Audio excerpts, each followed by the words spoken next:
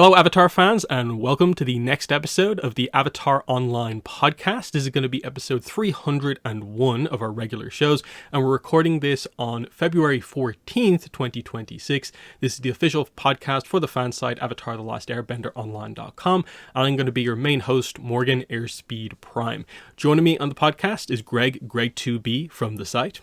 What's up, everyone?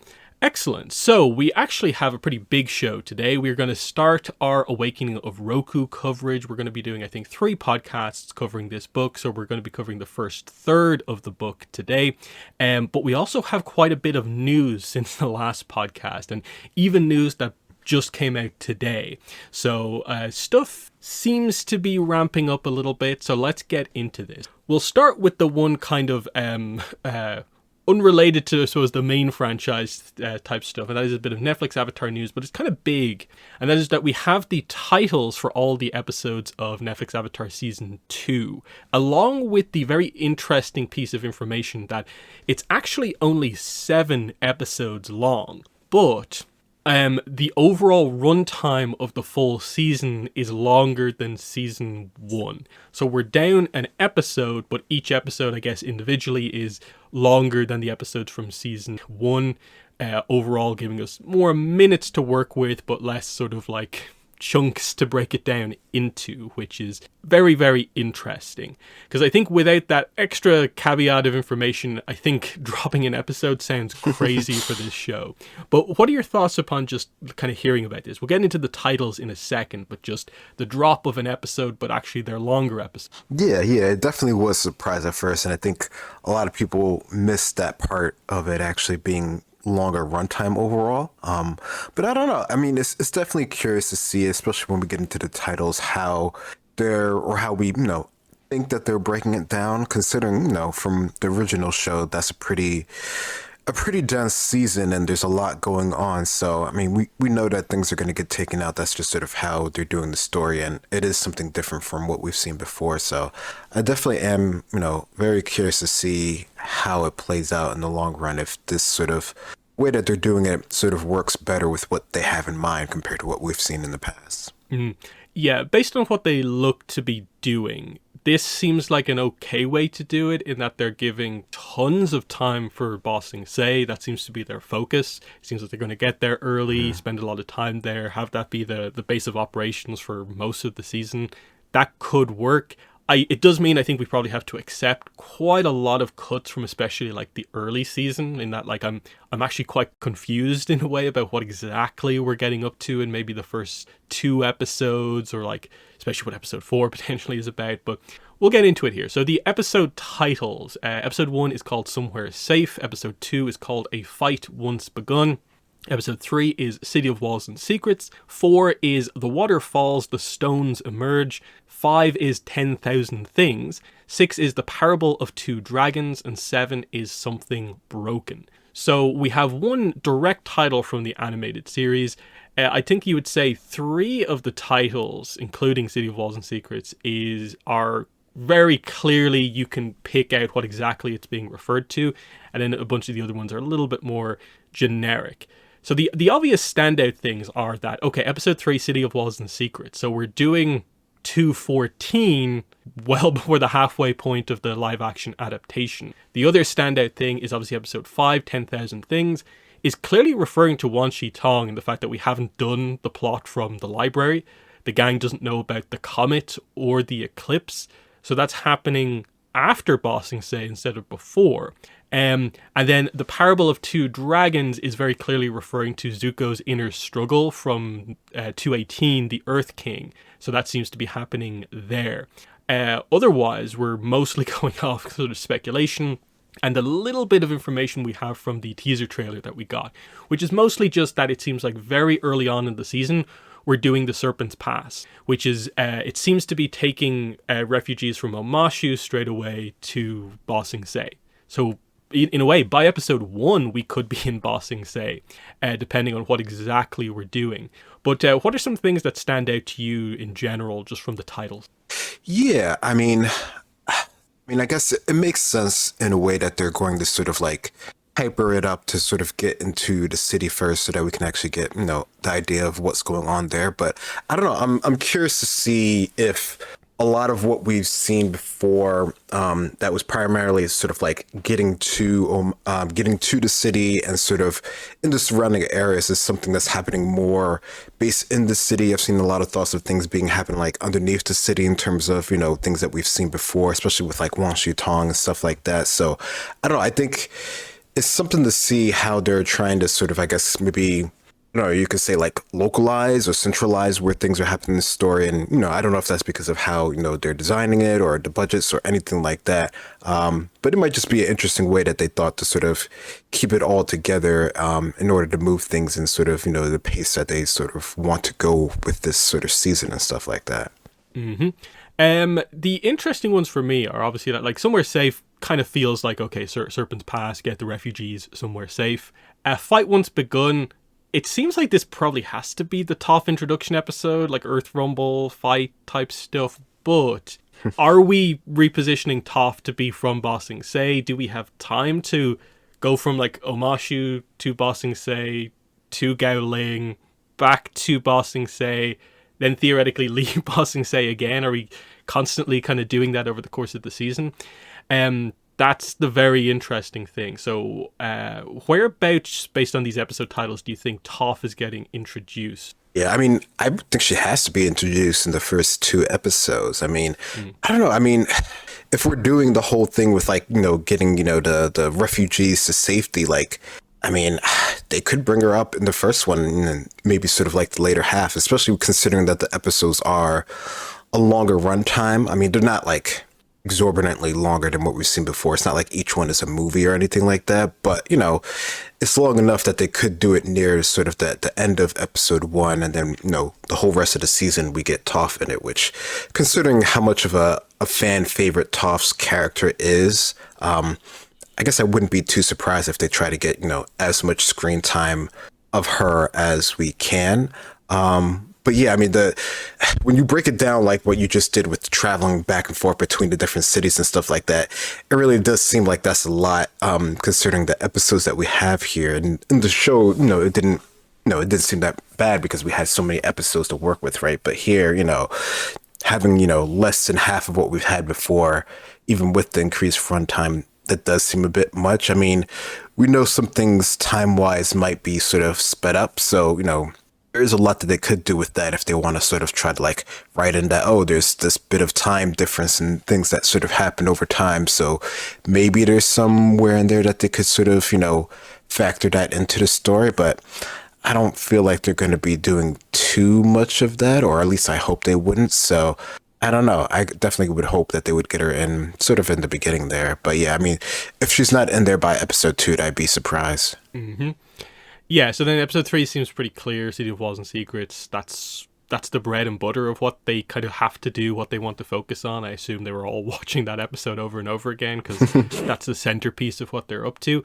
But still, it's interesting. It's the one where you can most clearly see the adaptation, but it's like, that's a 22-minute episode, and you've got probably 70 minutes-ish for the episode, so there's going to have to be more here than just City of Walls and Secrets. So, It almost feels like they've flipped it around so much that like, wow, you almost have like a really lot of extra time in the Ba Sing Se arc. Episode 4 is the probably most mysterious one for me. Like the waterfalls, the stones emerge. Like, what are we talking about here? What's the significance of water here? Like, we never really addressed Aang's waterbending training, but we're assuming that will just be explained, like, at the start of episode 1 as having happened in the time skip. Is this the main episode where Aang starts to learn earthbending? Some people have speculated, is this referring to kind of Lake Laogai in some way with the water aspect, earth? But then that's interesting, you're doing the core of that arc kind of back to back, and then you're doing some break stuff before you get maybe to the finale.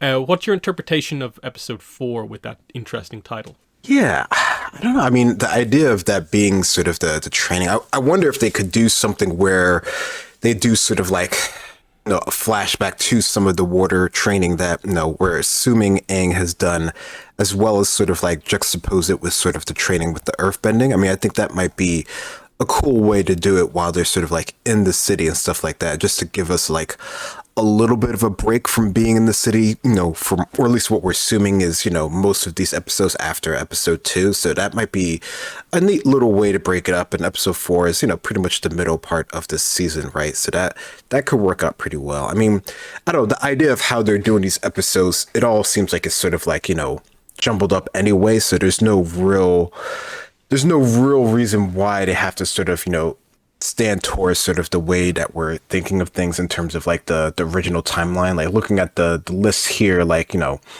everything is sort of like out of whack here. And we're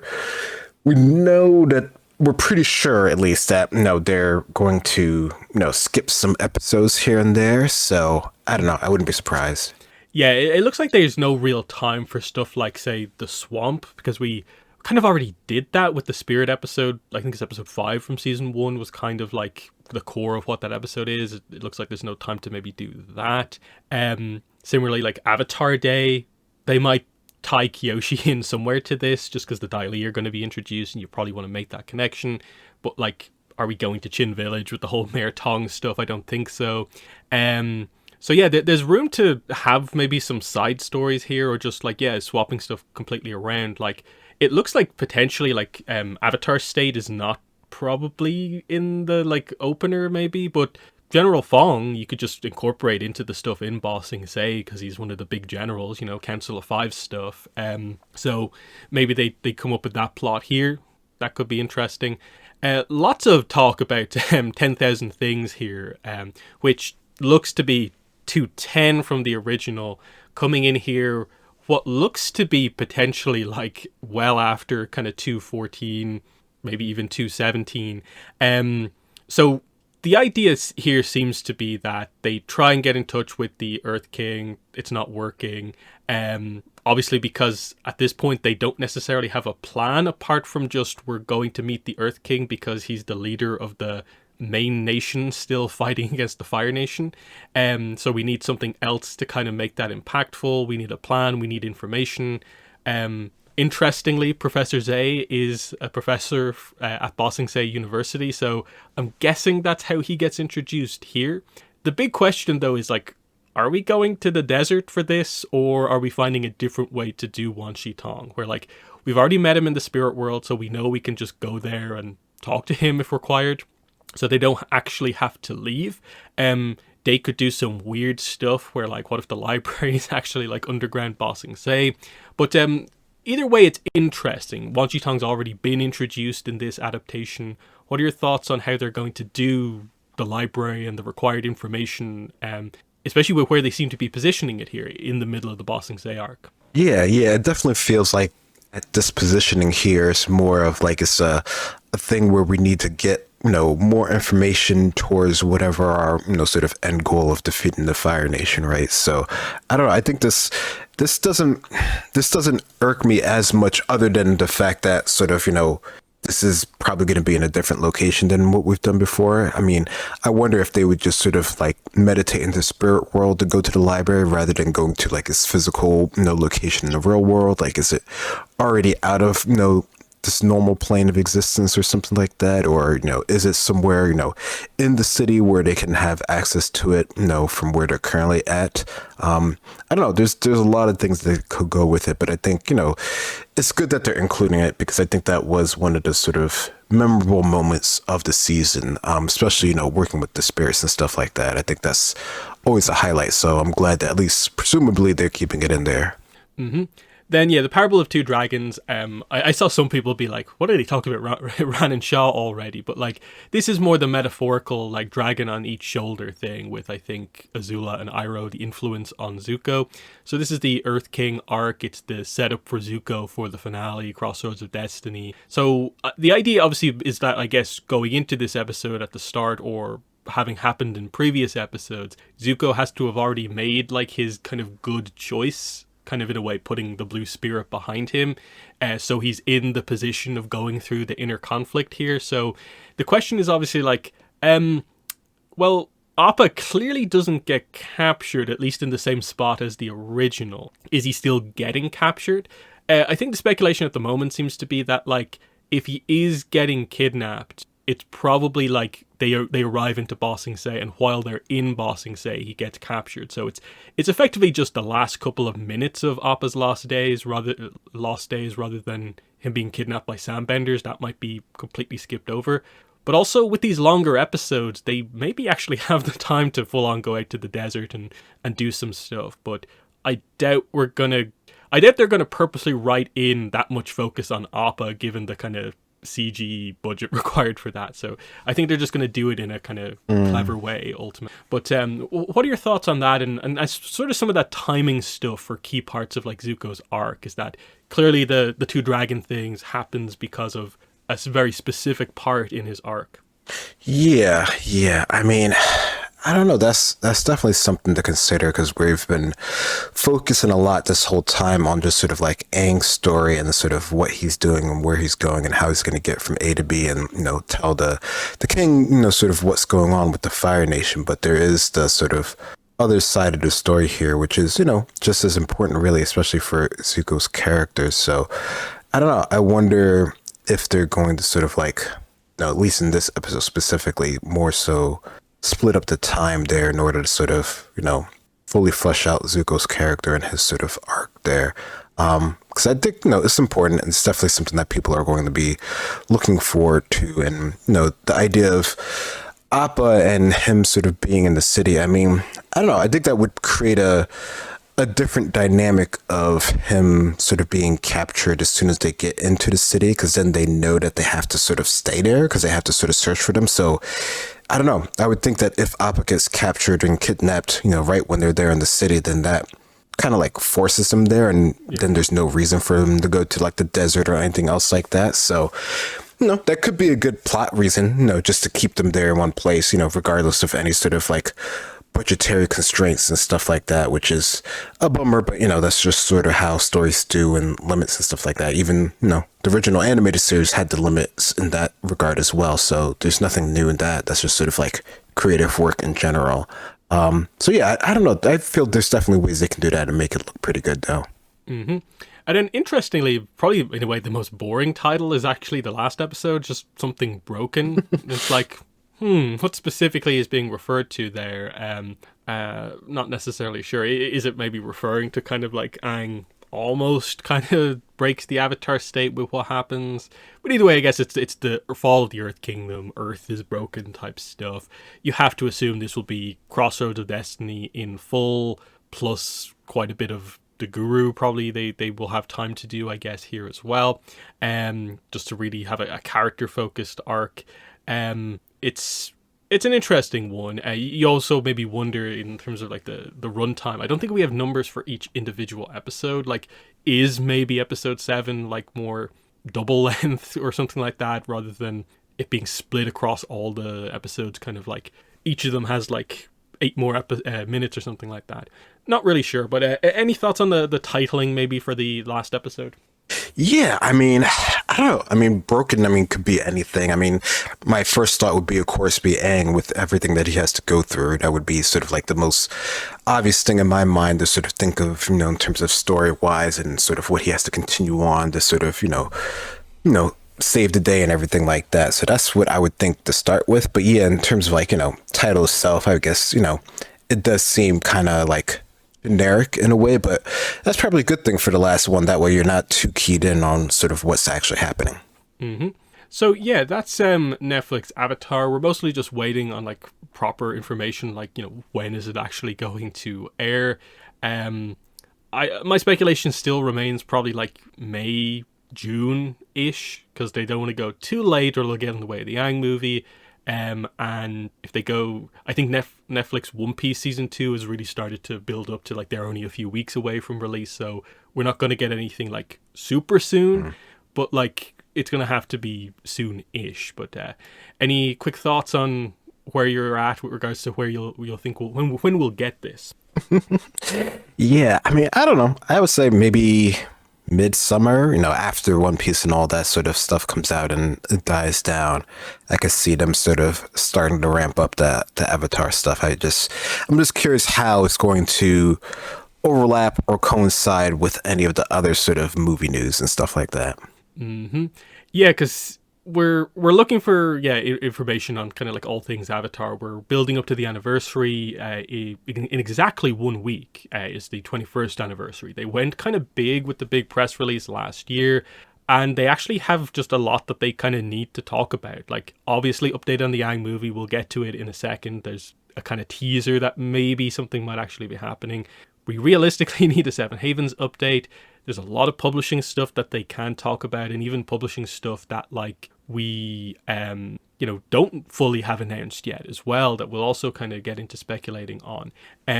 So there's absolutely enough stuff for them to do sort of a 20th anniversary kind of press release for this anniversary, because basically this year is much more important than last year, even though the number is not ideal.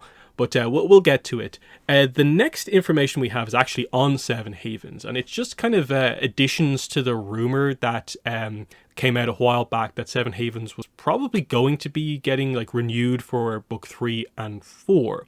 What this is the writer M. Willis is a writer on Seven Havens. On their official website, as part of their work, they put up this thing of like Avatar 7 Havens, Nickelodeon Studios, Nickelodeon, writer book 1, writer book 2, writer book 3, writer book 4.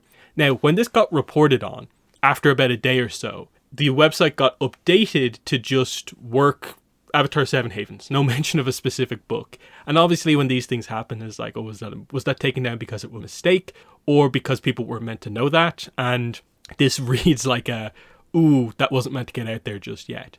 And especially because we've had a previous rumor suggesting that there is going to be more books of Seven Havens, this looks like it is probably going to be the case, which I'm pretty happy about. But what are your thoughts on this? It's looking like maybe there's more to Seven Havens than just the first 2 books that were announced. Yeah, I mean, I think that's definitely cool if that's true. And, definitely, it's always suspect when something gets taken down and it's sort of re-edited. Again, we don't know for sure. They could have just been, that could have been hopeful for when they first joined the project, years ago or whatever. And, they sort of just left it there and we're just sort of finding it now. But I don't know. I think, the idea of it having, 4 seasons, it feels like that would make sense considering what we've had before with 3 and 4. So I don't know. I think it's cool if that happens. Mm-hmm. Next piece of news, literally, I just heard about this like half an hour ago. Basically, minutes before we started the recording, I told Greg in the chat about this. Brian Konietzko on Instagram kind of reposted stuff from some other people who are working on the movie. It seems like people in key positions on the movie, like their time on the movie is kind of over now. The work is done. We seem to have reports, rumors that the movie at this point is basically done. Like that's, I think, where we're at with this. It's kind of like go time on the movie. People are saying like, for 4 years I've worked on this movie. And basically he reposted it saying, thank you for your vision, leadership, working on the movie.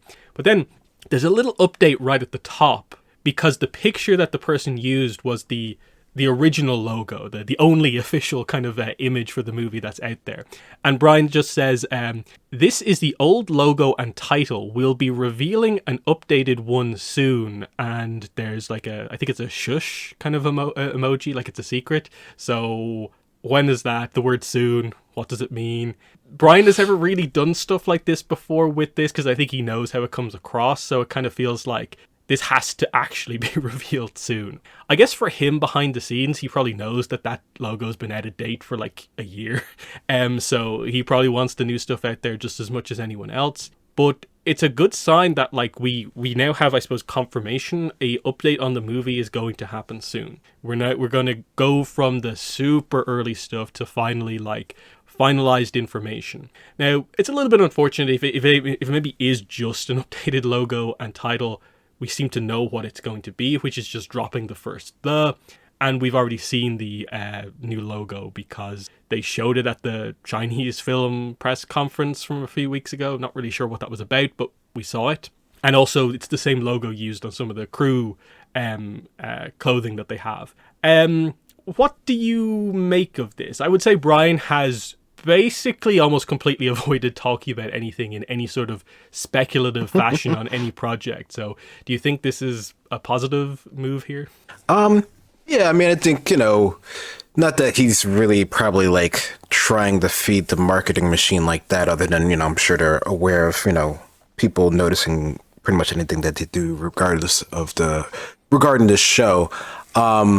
Yeah, I mean, I think, it shows that there is things moving along, even, with other people saying they've worked on the project and it's been completed and stuff like that. So, we know for a while now that things have been going on and they're pretty much just getting ready to actually, start the machine up to actually promote it and stuff like that. It's just sort of a matter of time and when. So yeah, it's exciting. The big thing is obviously like, well, anniversary next week, February 21st. There is stuff that I think needs to be announced and talked about. Not just what I mentioned, but there's a fighting game that you should probably more publicly talk about. You probably should be talking about the next season of Braving the Elements. You should be talking about the Book 3 Fire soundtrack and a bunch of other stuff, as we're going to get into with all the publishing stuff. So like, they've got more going on this year than last year. So I hope they don't miss the opportunity to use the anniversary as a big hype day, because otherwise, like, what's he alluding to here in terms of this like announcement? Is it just going to be a random day where the official social media gets updated? Like, I'd be referencing the official movie Instagram account that still only has 2 posts from like the day it was posted, basically. When's post 3 coming? Is that what's happening here? I'm not sure. But yeah, that is a cool update to have, to give some hype, sign of life for the movie. So that's that. Which then brings us into all of our kind of publishing stuff. There's so much here to talk about. So we'll start with the comic stuff. So one thing we were definitely waiting for was the announcement of the Kyoshi Warrior comic miniseries. Interestingly, we first heard about this as part of the anniversary press release last year. So this was actually meant to be something that started last year, but we never got it. So you can tell it's delayed by a couple of months, so we don't know if that's just for positioning or if there's actual reasons for that. But anyway, we have it now. It's going to be a 3-issue miniseries. We have issue 1 properly announced. It's The Kyoshi Warriors is what it's called. It is going to be single issue comics, 22 pages each. Issue 1 is coming out on May 6th. And yeah, the plan is for issue 2 to be June and issue 3 to be July. So that's that. The description is this. Suki and the Kyoshi warriors leave their island home to join the war against the Fire Nation. Met with suspicion and resentment by the mainlanders, they struggle to prove their worth to the Earth Kingdom. But when that opportunity arises, will they be willing to compromise their values as Kyoshi warriors to embrace it? We of course know the creative team already. And there's a few marketing kind of points here of like, it's a brand new story. It bridges the gap between the first 2 animated show appearances of Suki and the Kyoshi Warriors. So they're talking about 104 and 212. So Kyoshi Warriors and Warriors of Kyoshi and Serpent's Pass. Fills in key lore about beloved Avatar characters. Builds on the nostalgia and revival of the Avatar franchise. And it's obviously the first 3-issue series. There is a variant cover, but it's just a white blank cover, which I assume is mostly just for artists, but it's there. They're not doing the crazy multi-cover thing, but that's that. And then through the catalog, there is actually 2 preview pages, which are fairly basic. It's just them arriving in a village called Pebble Pond Village. And like the description says, they get a bit of a frosty reception once they reveal they're the Kyoshi Warriors. Everyone is just like, really? You want to help us? The legendary warriors like finally showed up. Like, they just are like, go home. Like, why are you only helping out now? So this is obviously the reception they're getting because Kyoshi has stayed out of the war. It's been isolated, as we learned in Suki alone. They're quite isolationist. And we're dealing with that kind of immediately straight away. So what are your thoughts on this? We've been waiting a really long time for this to be announced. It's finally here. What are your thoughts on this as the choice for the story for the miniseries? No, I think this works well. I mean, it feels like it's a contained enough story and, it's a safe choice for them to go for. I mean, it's cool that it is, sort of bridging the gap. I get that sort of, point in their story. So that's always cool, and it goes back to the original series. So there's that sort of marketing side of things that can get people interested in if they've seen the original ones, or if not, they can go and watch it and then they'll understand, how this sort of glues things together like that. So no, I think, as far as, of course, Suki's like a fan favorite character. So getting to know more about, the Kyoshi Warriors is always a nice little tidbit as well. And, I think from the preview here, it looks good. The art's good as always. So, that always, works out really well. So no, I think it'll be nice for a little mini series here, and that, they'll eventually collect into, a bigger unit as well. Yeah, that is the interesting point, though. It's like 3 issues. That's a pretty small thing to collect into something.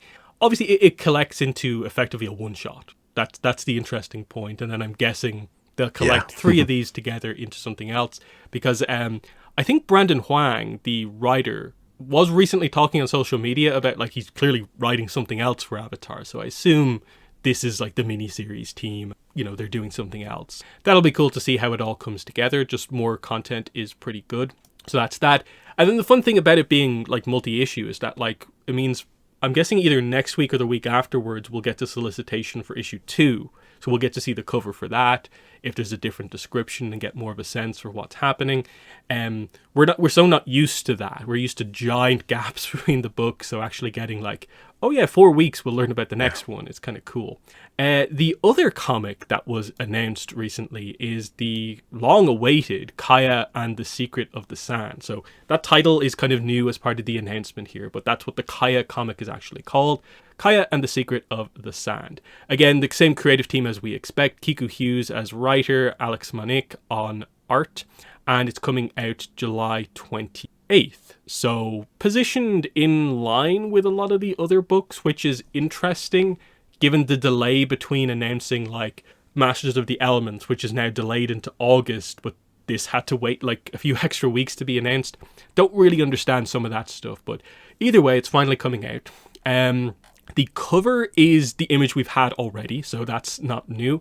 The description is, join Aang and Katara's daughter Kaya in the legend of Korra, Kaya and the Secret of the Sand, as she embarks on a journey of self-discovery and uncovers the secrets at the edges of the Earth Kingdom. While helping Korra recover in the Southern Water Tribe, Kaya shares a story from her youth of a time when she was lost and disconnected from herself, far from home in the Siwang Desert. Young and untested, Kaya leaves her family to seek her purpose in the wider world, hoping to test herself and help struggling communities. She heads to the Siwang Desert, where scarce resources and fractured communities are making the fringes of the Earth Kingdom increasingly unstable. Kaya, arriving in the community of Li Wan to teach healing and help the struggling community defend itself from bandits, finds that the wounds left from decades of conflict run deep and may be harder to heal than she first thought. So some interesting stuff going on there. We're actually going to explore the Siwang Desert in deeper detail, which is kind of interesting and fun given the setting of the mobile game is also basically in the Siwang Desert, though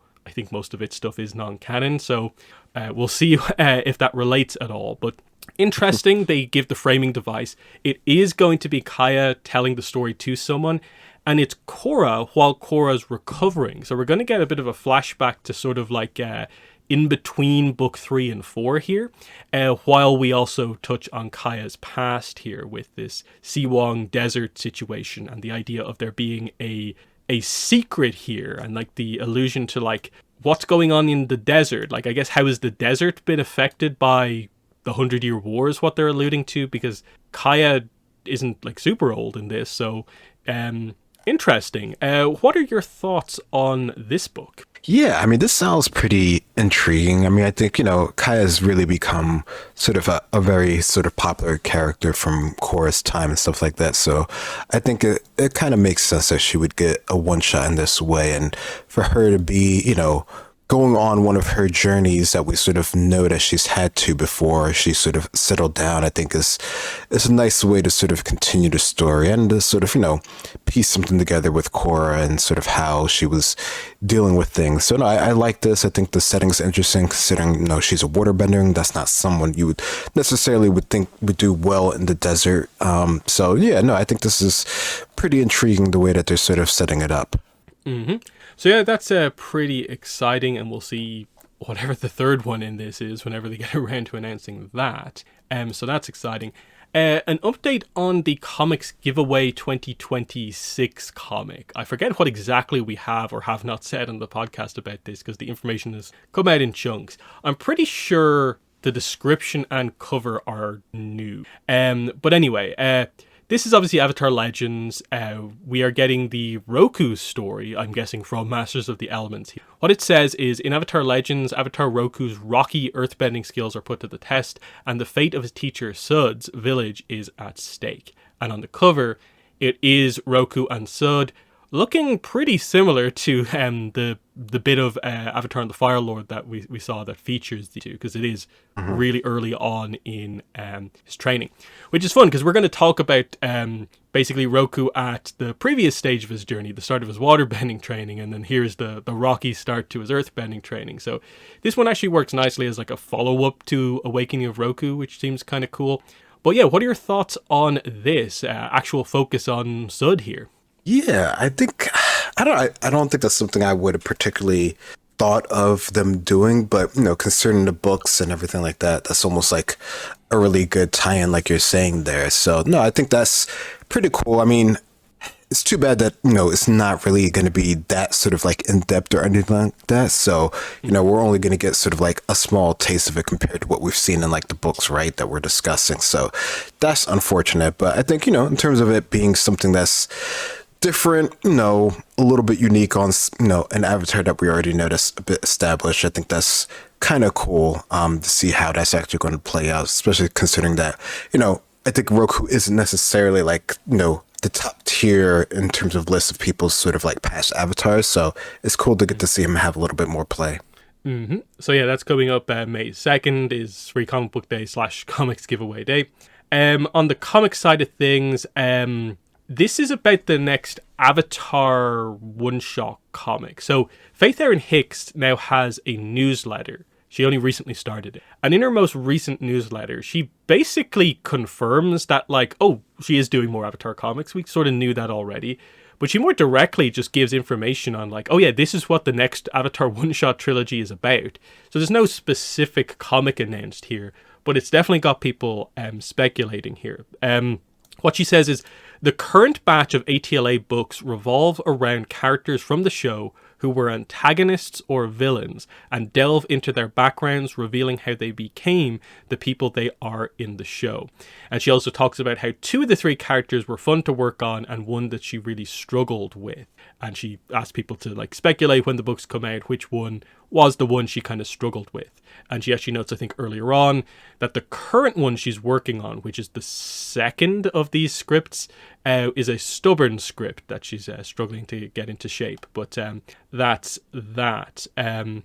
It's a nice little update here, alluding to a lot of stuff. She also goes a little bit into how the meetings work to plan these out, and that they plan them all at once, of course, basically ahead of time. And then the scripts get written, and she includes the pitch for Azula and the Spirit Temple, which is actually quite cool. But yeah, the headline piece of information here, a one-shot trilogy focused on basically villains / antagonists. So I guess opening up the idea for characters who've changed sides and stuff like that. This seems really cool. This has been met with, I think, a lot of positivity from the fandom. Lots of speculation going around the place about which characters they should do here. But what are your thoughts on this? We've not really heard much about Avatar comics post Ashes of the Academy, and now we have this information. Yeah, I mean, I think, we were pretty much sure that they were going to come out with something eventually. It's just sort of a matter of when and how it sort of fits into the grand scheme of things with, Avatar Legends and the movies and everything else moving forward. So I don't know. I like that they're, that she's talking about this and, sort of the behind the scenes of how they're actually sort of working this. There's no, extra info on sort of when this will really be out or anything like that in terms of the grand scheme. But, I think it's cool to get to see that there is progress being, going on. And, it's just another way for them to sort of market them and sort of a direct to the fan base. Cause, only people who are really sort of into the comics and paying attention to things or, follow stuff like the podcast or your YouTube or stuff like that is really going to know about this. So, it's a pretty small subset, but it's still something and it still gets it out there, which I think is cool. Yeah, that's definitely been one of the big things with the comics is that it's almost felt like most creators have been afraid to say anything like this, like just the basic ideas of like, oh yeah, I am actually working on something, Yeah. and actually here's a vague idea about what it actually is. Like, I would say this is the sort of information we've asked like Dark Horse to put out officially for like years, just like a sense for what they're doing, and they've just like stopped not. So it's cool to see this. My speculation is that I feel Long Feng is probably locked in as like, feels like really clear cut as one of these. I'm thinking Zhao might be a good shout for one of them, and then Tai Li. To acknowledge the whole antagonist thing potentially in the past, because you sort of need like a headliner character as well, thinking about like the collection at the end of the day. Like if you have the trio of like, it's just the three absolute kind of adult villainous characters, you know, do you have the appeal? So I think someone like a Ty Lee is probably going to be there just to give something different. And then the only other character who really obviously comes to mind is Combustion Man, who could be really interesting, but they might want to keep him mysterious because of obvious reasons. But there's some interesting stuff you could explore, because we know how much mystery revolves around combustion bending. But yeah, that'd probably be my pick. I'd want like, yeah, Zhao, Long Feng, Tai Li, maybe Combustion Man. What characters come to mind for you when you think about one-shots you'd like about villains and antagonists? Yeah, that's a good one. I mean, I don't know. I feel like, getting a lot of, I guess, sort of like the Earth Kingdom sort of people, I guess, sort of, I mean, Long Fei is a good one just because of the Dai Li and that sort of whole history there. So I feel like that could be good, or any sort of like that organization in general would be a good one if they were able to sort of dive in deeper into that. Combustion Man, he definitely feels like he's too much in that I think they're gonna sort of hold back on that, but that would be cool. And I guess it's just really sort of what era, like, are they only going to focus on ATLA, or are we going to also it'd be cool if they could also somehow bring in some core characters as well, and even if it's just sort of a retrospective type of way. But in terms of just Avatar, I think, I don't know, there's a lot that could work with. Yeah, obviously a lot of people immediately want like Azula, even though Azula's already been done in the one shot. There's a way you can do a little bit of Azula if you do Ty Lee. Other speculations would be like, there's tons of stuff with Iroh, even Ozai. Like Ozai could be maybe the character maybe she's struggling with, and that like going into the backstory of like the villain of the show. That could be a tricky thing to do in terms of if it anyway comes across sympathetic. But then there's other outside shots like, Xin Fu. I can't imagine a book that's just Xin Fu, the one shot. The same goes for Master Yu.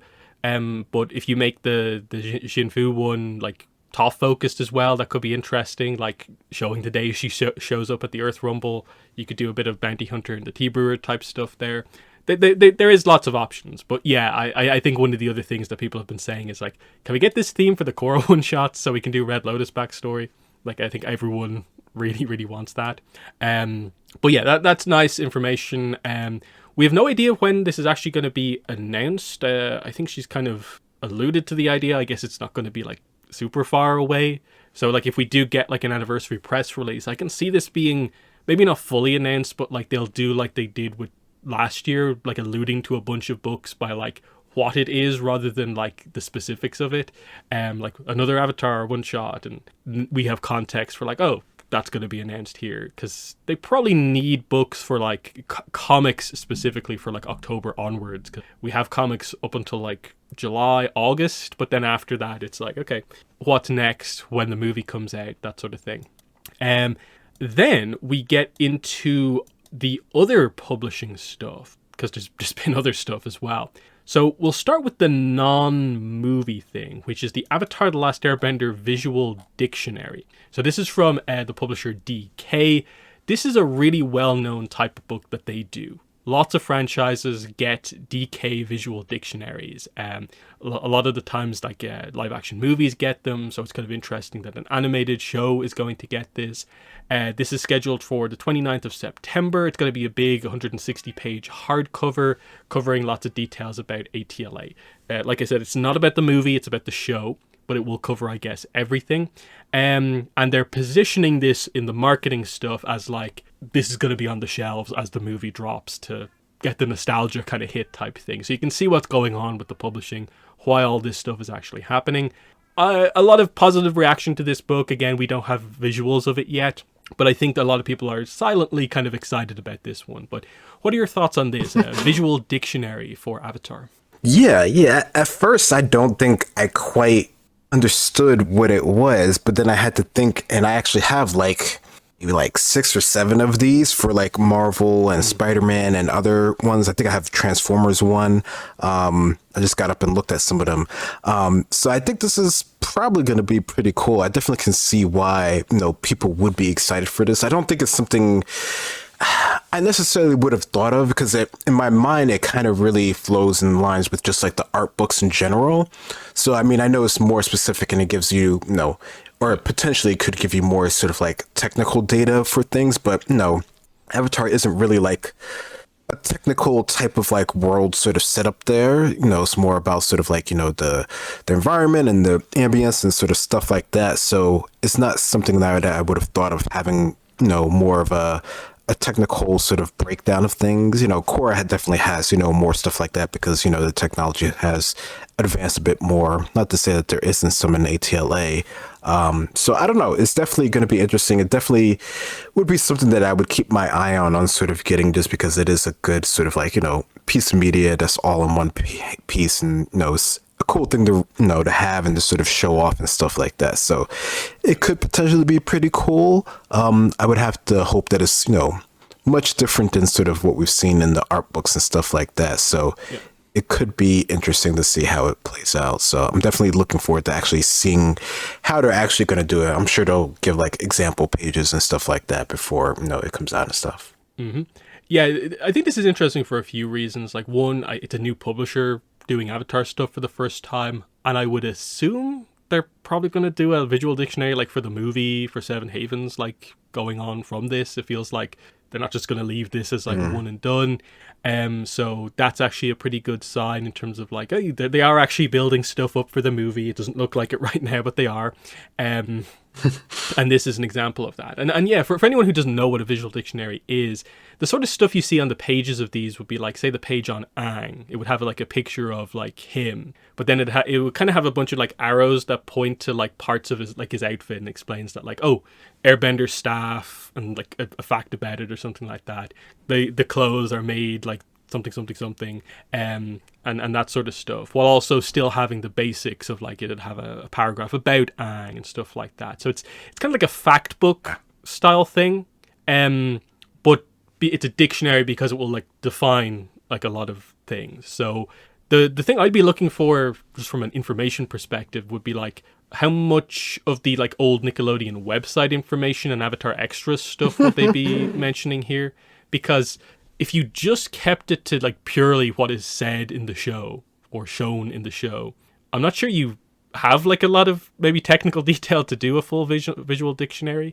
And I'd be more interested to see like, what way certain things get like referred to and so on. Like Combustion Man, like when they have the page on him, like what do they say about like his backstory? When they point to the arrow, his tattoo, like what does it say about it? I'm not expecting like much, if any, new information, but I'd just be interested to see how much of the kind of obscure Avatar information they include in. But yeah, that's a fun one. And I think that pretty much then brings us into all of the movie publishing stuff, of which there is actually quite a bit. So the two unrelated ones, but they kind of used to be part of the movie lineup, are kind of that like, there's a Little Golden Book box set coming out, collecting I Am, Sokka, Zuko, Aang, all 5 of them. That's fine. Previously, there was planned to be a movie-related Little Golden Book, but that has now been switched to being an Avatar Funko Little Golden Book. So it's going to be a little art book that includes the Avatar characters in their kind of Funko designs, and it's going to be about learning about opposites. Seems a bit basic, could be kind of fun. Ultimately don't think most people are particularly interested in it. There's also a listing for a cancelled book. This looks to be the 8x8 that was part of the marketing after movie picture back or picture book. That seems to have been cancelled. What is actually part of the lineup from Random House, though, is Avatar Movie Step into Reading and Avatar Movie Activity / Sticker Book. and then also the Legend of Aang the Last Airbender junior novelization. So they're the 3 books that Penguin Random House are putting out in relation to the movie. Interestingly, 2 of them just have very generic listings where it says Avatar movie, whereas the new novelization specifically notes that it's, The Legend of Aang the Last Airbender. And also its description mentions that it's actually a streaming event now versus a theatrical release. Now it still is weird because it says the premiere date for the streaming event is October 9th. So I'm not sure if it's fully kind of up to date or anything like that. But yeah, that's the Random House lineup. So we've kind of dropped a few books here, but I'm not overly concerned just because a lot of these books end up being quite similar anyway. It's like big 24-page, mostly picture book, small picture book, and the difference is only like slight differences in the amount of text basically in them. So like, yeah, the picture book versus the step into reading, like what makes those 2 books particularly unique? I don't mind one of them not existing anymore. Sticker book, step into reading, and junior novel seems like a nice little lineup. But what are your thoughts on the Random House listing?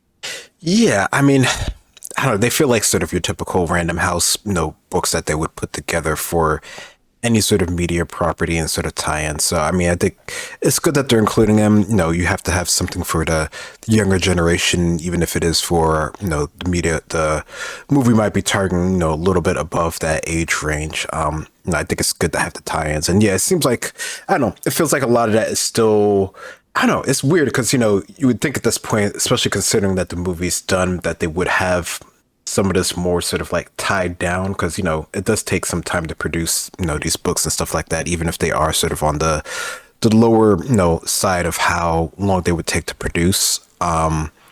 I mean, I think, more stuff is coming. That's always good. Yeah, like I'm guessing just all the publishers are like, please finalize the movie title. Like a lot of them have to be like that in terms of just like, can we please get our books up for like pre-order? We understand we can't put out like tons of visuals or like be super descriptive about them, but like the generic titles is a bit like, oh, what are we doing? But anyway, yeah, they're fine. Notably, 2 of them say September 1st as the release date. The junior novelization says October 13th.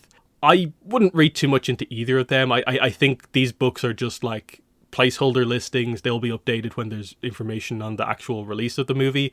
I'm assuming September 1st is mostly just kind of like first date in fall type thing because the movie is scheduled for fall.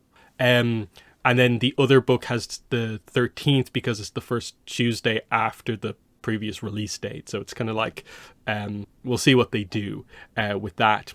Final thing before the big publishing thing that we just got earlier today would be the Abrams are doing a collector's calendar for the movie in addition to Netflix Avatar. So they're actually going to have 2 calendars, one for Netflix Avatar and then one for the Aang movie. The listing for that one is only up on Amazon.com and like 1 or 2 other kind of book websites, but it actually has the correct title where it drops the first but there's no real information on it as such other than that, like, okay, it's going to be a calendar for the movie. It'll feature images. That seems cool. Not much to really say there, but I'm glad that that's happening. That's the sort of merch that's like, yeah, cool. Like, yeah, the sort of stuff that people would want in the year. But then, yeah, let's talk about the big one here. This happened just earlier today. And this is, I'll just read it out in full. This is the book called Untitled Abrams 87591. But when you actually read the descriptions on it, apparently it's actually just called The Legend of Aang the Last Airbender, because this is the listing for the official novelization of the movie. What it says is the official novelization of the forthcoming animated feature film from Avatar Studios, including expanded scenes and original content set in the world of Avatar The Last Airbender.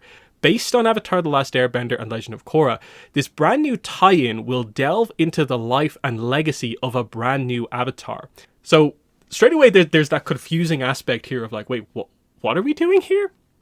Is this a novelization of the Aang movie, or is this Chronicles of the Avatar about a new Avatar that we get introduced to in the Aang movie? Or is it both? My interpretation, having had a while to reflect on this, is that I think what they're trying to say here is that this is a full-on novelization of the movie. So like Aang and Katara will be in it, but it will have original content that like expands out details on the new Avatar. How much, I don't really know, because we don't know the plot of the movie necessarily, but we basically do know that we will get introduced to a new past Avatar.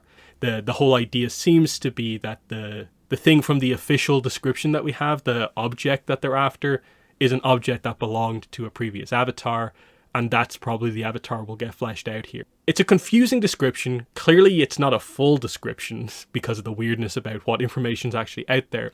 But what way do you interpret that main description of what this actually is? Yeah, I don't know. It definitely, yeah, without knowing a lot about the movie, it's sort of hard to place it because I would think that it would be about sort of like a past Avatar that we're sort of finding out in the new movie rather than like one in the future because we know the avatars that come in the future unless we're talking about after Seven Havens, and that's, I don't know, it seems weird that they would go further into the future and things, especially for a movie that's focused around Aang. So assuming that this is about Aang and sort of what he's going on in the movie, I would definitely put it past, put it towards a past Avatar, which I think could be interesting. I think getting novelization in that regard, that seems, I don't know, it seems more unique, more fresh to me than what we've seen before when we've had like you were just saying, the junior novelizations of things. This feels like this is something that might actually be like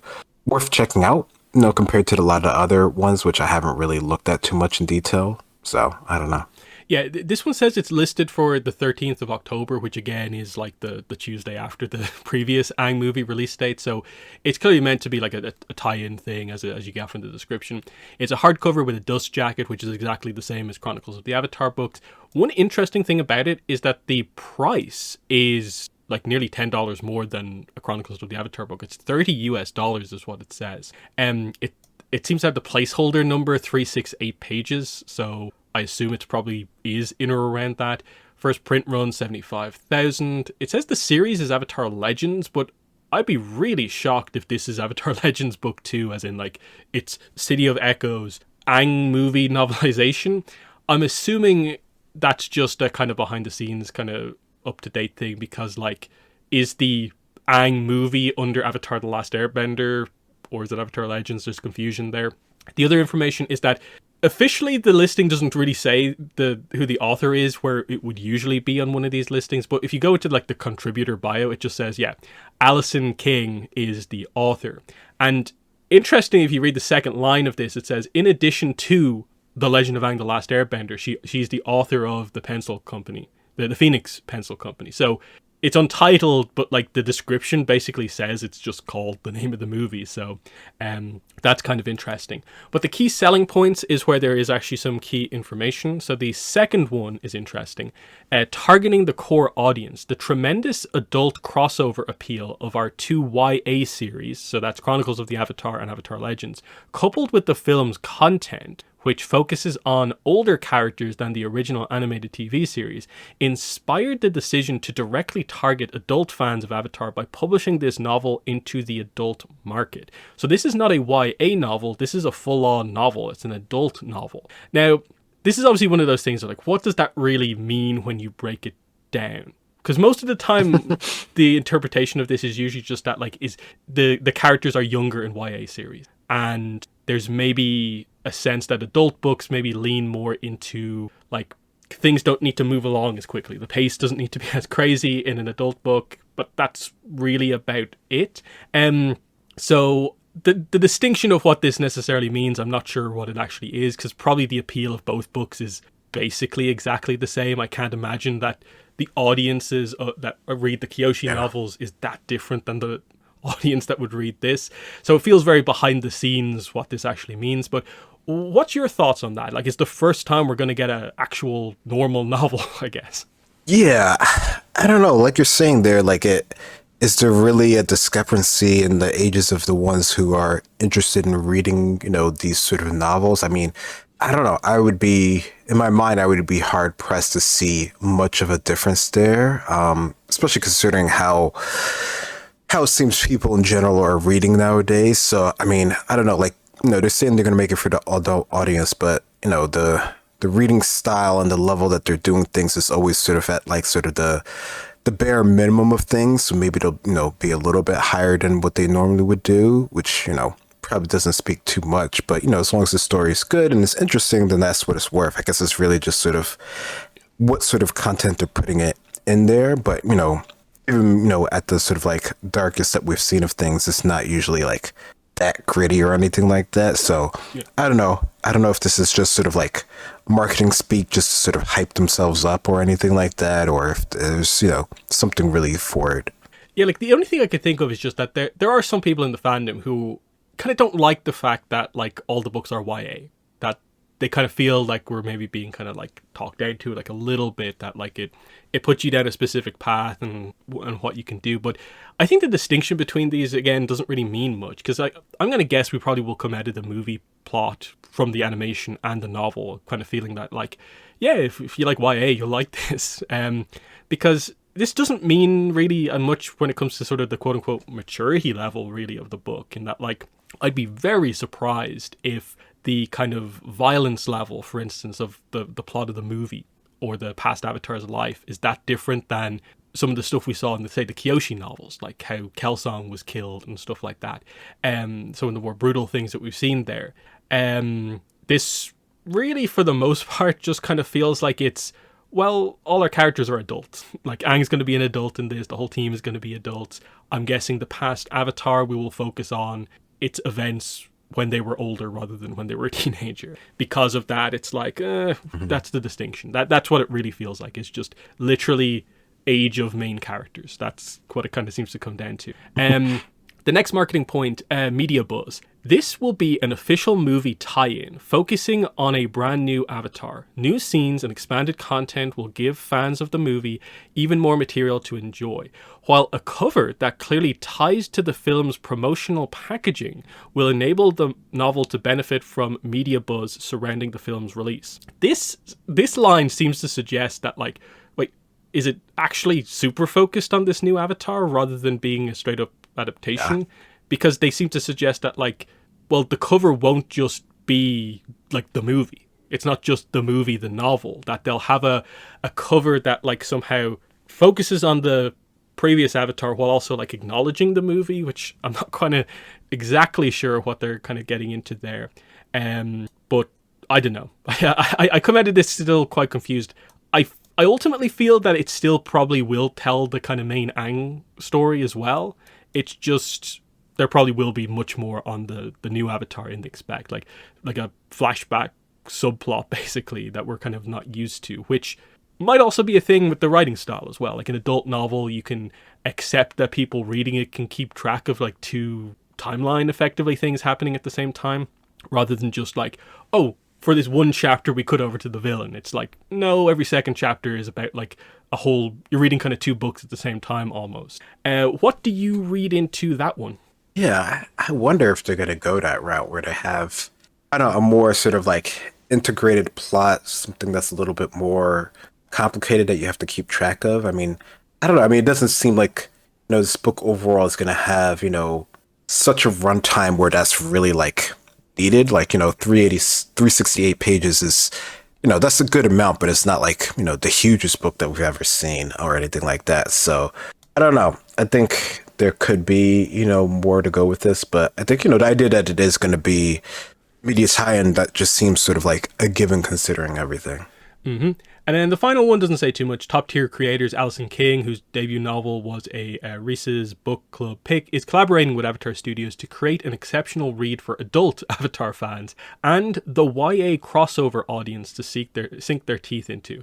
Again, I would really love to know the numbers behind like what they're really kind of talking about here in terms of like who are the fans that are going to read this book that haven't read previous books, and the idea that the people reading the other books is more of a crossover thing to suggest that they'd actually read this one. Now, maybe they're alluding to the idea that there maybe are people out there who are really into just YA books in general, and there's like that community there where like they're not necessarily like Avatar fans, but just they're regarded as good YA books, so they read them even though they're franchise books. That might be a part of it as well. I know that is a thing with YA. I think like a lot of people read a lot of YA, but I'm not really sure. But any thoughts on that? Again, doubling down on this whole adult versus YA situation. Yeah. I don't know.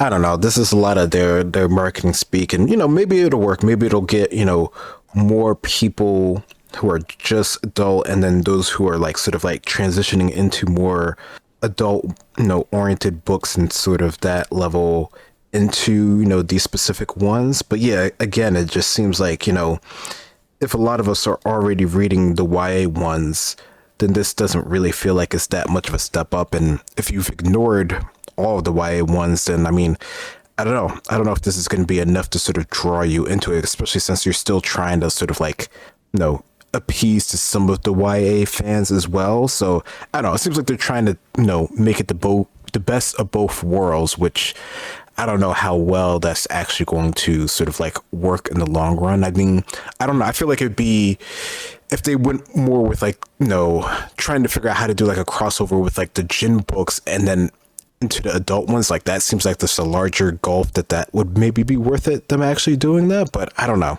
It's interesting.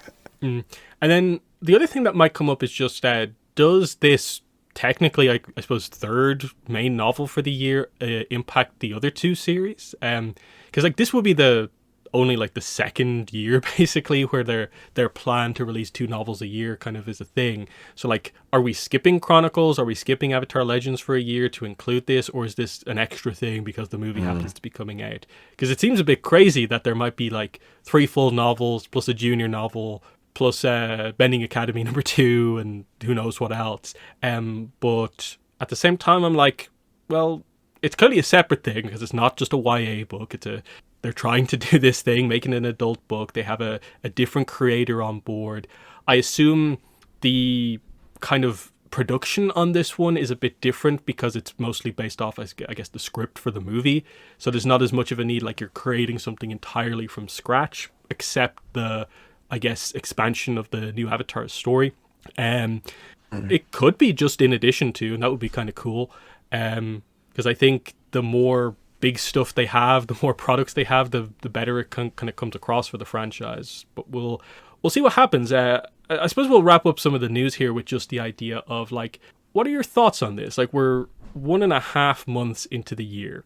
We've not had like a full-on proper update on Avatar Studios, but all this kind of publishing, merchandise news seems quite positive that like things are just about to happen. Where do you think we're at? Yeah. I definitely can get the idea that it seems like things are moving along at sort of like a decent clip to where once they start announcing the movie and sort of the trailers or a teaser or whatever, then we'll sort of start getting, more official notice on a lot of these additional sort of projects here, because all this stuff is good and stuff like that, but unless you're looking for it, you're not really going to know about 90% of what we're sort of talking about here. So I think it really is just sort of waiting for that big announcement to really sort of push all of these smaller projects forward and have them be a little bit more confirmed. I mean, the fact that we still don't have like cover images for these, and a lot of the more specific details for these listings aren't really up there as well, for people to easily see and stuff like that. So I think it's definitely a month or two, I don't know, until they're ready to sort of really speak about this in any sort of detail. I mean, even if it's just till the middle of summer, really, SCCC and stuff like that. Still a little bit more to go, I guess, which seems like a short window in terms of marketing stuff like that, but who knows? Maybe things are just different the way that they're doing it now. Yeah, I think the main thing is just like they need to get an image out there for this movie just to make it clear to everyone, like, this is the name of the movie, this is the logo for the movie, and yes, it is animated, because you still do get people asking whenever like something does kind of vaguely come up about this movie, like, is it animated? Is it live action? How does this relate to Netflix? These questions do happen, even though it seems kind of crazy to us. And it's amazing how like just like an image, like a very short, maybe like super teaser trailer could do for this movie, just to get across, yeah, it's exactly what you think it is. It's like it's exactly what you wanted all this time, and how that just works on its own. I think it's kind of clear that like Avatar is like still super popular, and that I think we're all going to be maybe surprised by how big this is going to be when they actually do put out the proper information. Yes, a lot of this publishing stuff is probably not going to get actually properly fleshed out until probably actually very close to the release date. Because I was looking at a lot of stuff for the third like Blue People Avatar movie. They had a lot of books in the lead up to their release, and those were relatively blank listings up until like very, very close to release. They're always quite careful about this stuff, but you can sort of see how, because they've been like overly careful with this movie, like we're kind of getting bits and pieces slipping through already, which is kind of funny to see. Like the detail here that there is actually a brand new Avatar kind of revealed in this movie. Is that a spoiler that they wanted to get out at this point in time? Like that's kind of an interesting point to discuss, because that's not part of the description that we officially got like back in December, but it's kind of revealed technically through here. Admittedly, it was part of like leaks that came out, but like very few people I think are super familiar with the Aang movie leaks. So I suppose just what are your thoughts on that? Just like little things like that like there gradually are bits of Aang movie information coming out. Yeah. I mean, it's definitely a slow trickle in terms of that information. And yeah, I would gather that a lot of people don't know much about those sort of leaks unless you're really looking for it. Like I've seen people asking for them, but even, for someone who's not really paying attention or doesn't see it like immediately when those rumors sort of came out a while ago, even getting, information on them other than sort of like secondhand sources is pretty hard to at best. But yeah, I mean, I don't know. I mean, I feel like I probably wouldn't want that, because that seems like, a pretty big point that they would want to sort of like market in full that's going to come out. But I think, I could see that being, once they sort of start the machine, that would be something that they would mention. So maybe it's not too long until we sort of get that in a more sort of like official sort of means of out there in terms of news. But yeah, I mean, I think, this is something that they might have kept under wraps for a little bit longer, but not much, I would think. Yeah, because I think once we get a proper, like, full description of the movie, I'm guessing they'll include that as part of it, that, like, Aang and everyone else is searching for, like, the artifact of a legendary past avatar. Like, that's going to be the way they, like, super heavily kind of highlight this. But, we'll see what happens. So yeah, that brings the news to an end. There was actually quite a bit of it. Speaking to the idea of, like, I really didn't expect much news to happen in the first few weeks of the year, but we've actually had kind of publishing news like every week basically. So stuff is definitely happening, even if it's not the big stuff. But we'll go into the main topic for the podcast, which is the start of our discussion on the Awakening of Roku. So we're going from the very start here up until the chapter Fewer Than 50, which is basically a third of the way through the book. This book is a decent bit shorter than some of the previous novels, so it's not as much content, I suppose, as we'd usually cover.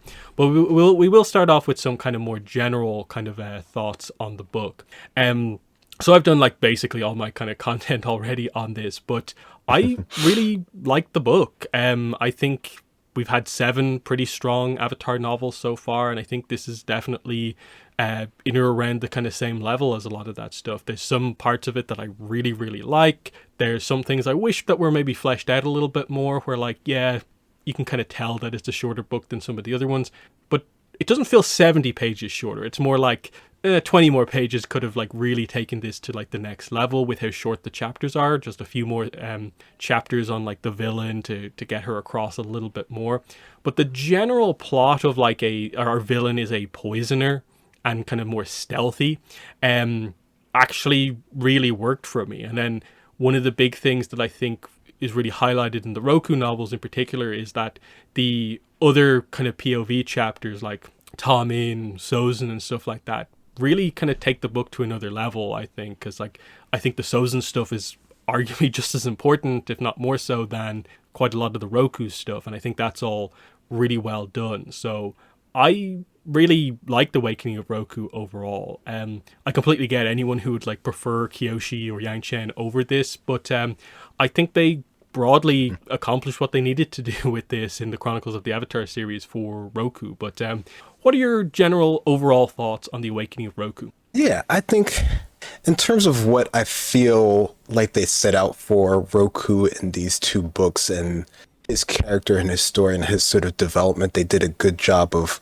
accomplishing that. I think I definitely can understand the idea of this being shorter and sort of wanting a little bit more out of it. At least I felt that in some parts, and maybe that was due to just sort of how they paced things or just sort of where they chose to put different things in the story. But I think, the through line of the story worked for the most part of for me. I think, there's some things with some characters that I might have hoped that they took things a little bit differently depending on sort of what I got from like the original series per se.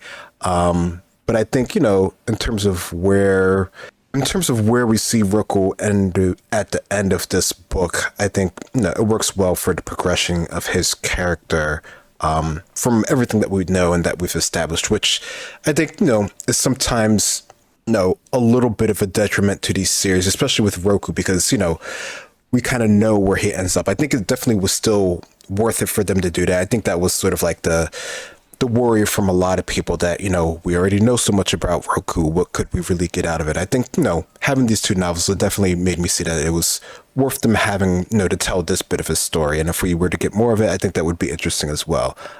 It's only sort of slightly boxed in by the fact that we know where things end up. So I felt that sometimes throughout the series, or throughout the book, depending on what was going on. But like you said, getting the other characters' perspectives, I think definitely was really cool. I really liked the parts with Tom, and I think getting an idea of her, which maybe that's just because we don't really know much about her, so getting anything from her was, a lot more appealing than it might have been otherwise. But I really like in that part of her, and even Sozin with, the parts where we got of him, despite maybe wanting, his character or thinking that his character might do things a little bit differently. I still like getting his perspective and seeing, sort of his sort of, I guess you could say fall from grace if he ever was there, throughout the course of this book. Yeah, it's an interesting one because I think what's fair to say, we probably went into this series with Roku being maybe the avatar with maybe the worst reputation in the fandom in terms of like avatar most likely to get like super heavily criticized by the fandom. It's probably Roku or Korra, just with the way the fandom is sometimes. And the big thing is that like, Roku always gets kind of just pigeonholed into just entirely like the Sozin decision. Like his entire life, his entire career as the Avatar, it's just the Sozin decision. So anyone kind of, in my mind, it's a bit silly to kind of say, oh, we already know a lot about Roku. And it's like, well, the fact that he's completely defined by one decision late in his life tells us that we clearly don't know kind of enough about him. And I think that's the main thing that they kind of accomplished here, was that they still got across that he is an Avatar that has all this kind of self-doubt, but I think they developed that into a pretty nice kind of trait in terms of like comparing him to Sozin, in terms of that kind of leadership positions, comparing him to other leaders we meet in the novels, that he's just a more normal kind of character, even though he comes from kind of nobility. Roku's probably one of the more normal kind of down-to-earth characters in terms of the way he approaches doing things, and getting across just his thought process is that like, yeah, making some of these crazy decisions you have to make as the Avatar can be very, very difficult, and that was very realistically explored with him. And he approaches the Sozin situation from sort of the same way. His weakness is sort of that, like, in the end, like it's the nuance of the discussion surrounding Sozin, of like Sozin hides his true self from Roku. Roku never quite gets to see the true Sozin. Everyone else kind of does at various points, but he never gets to see it until, as we see in the Avatar and the Fire Lord. But I think they did that well, getting us to the end of the book and the idea of they're not going to see each other for many, many years, and their relationship just sort of stays on hold for a while, where there's a little bit of doubt from Roku, but he doesn't see it in the same way other characters do. And I think that's kind of interesting, the approach that they kind of overall take there. But I definitely think he comes out of this book where, like, a little bit like the whole Karuk was sort of like a little bit saved as a character by the Shadow of Kyoshi.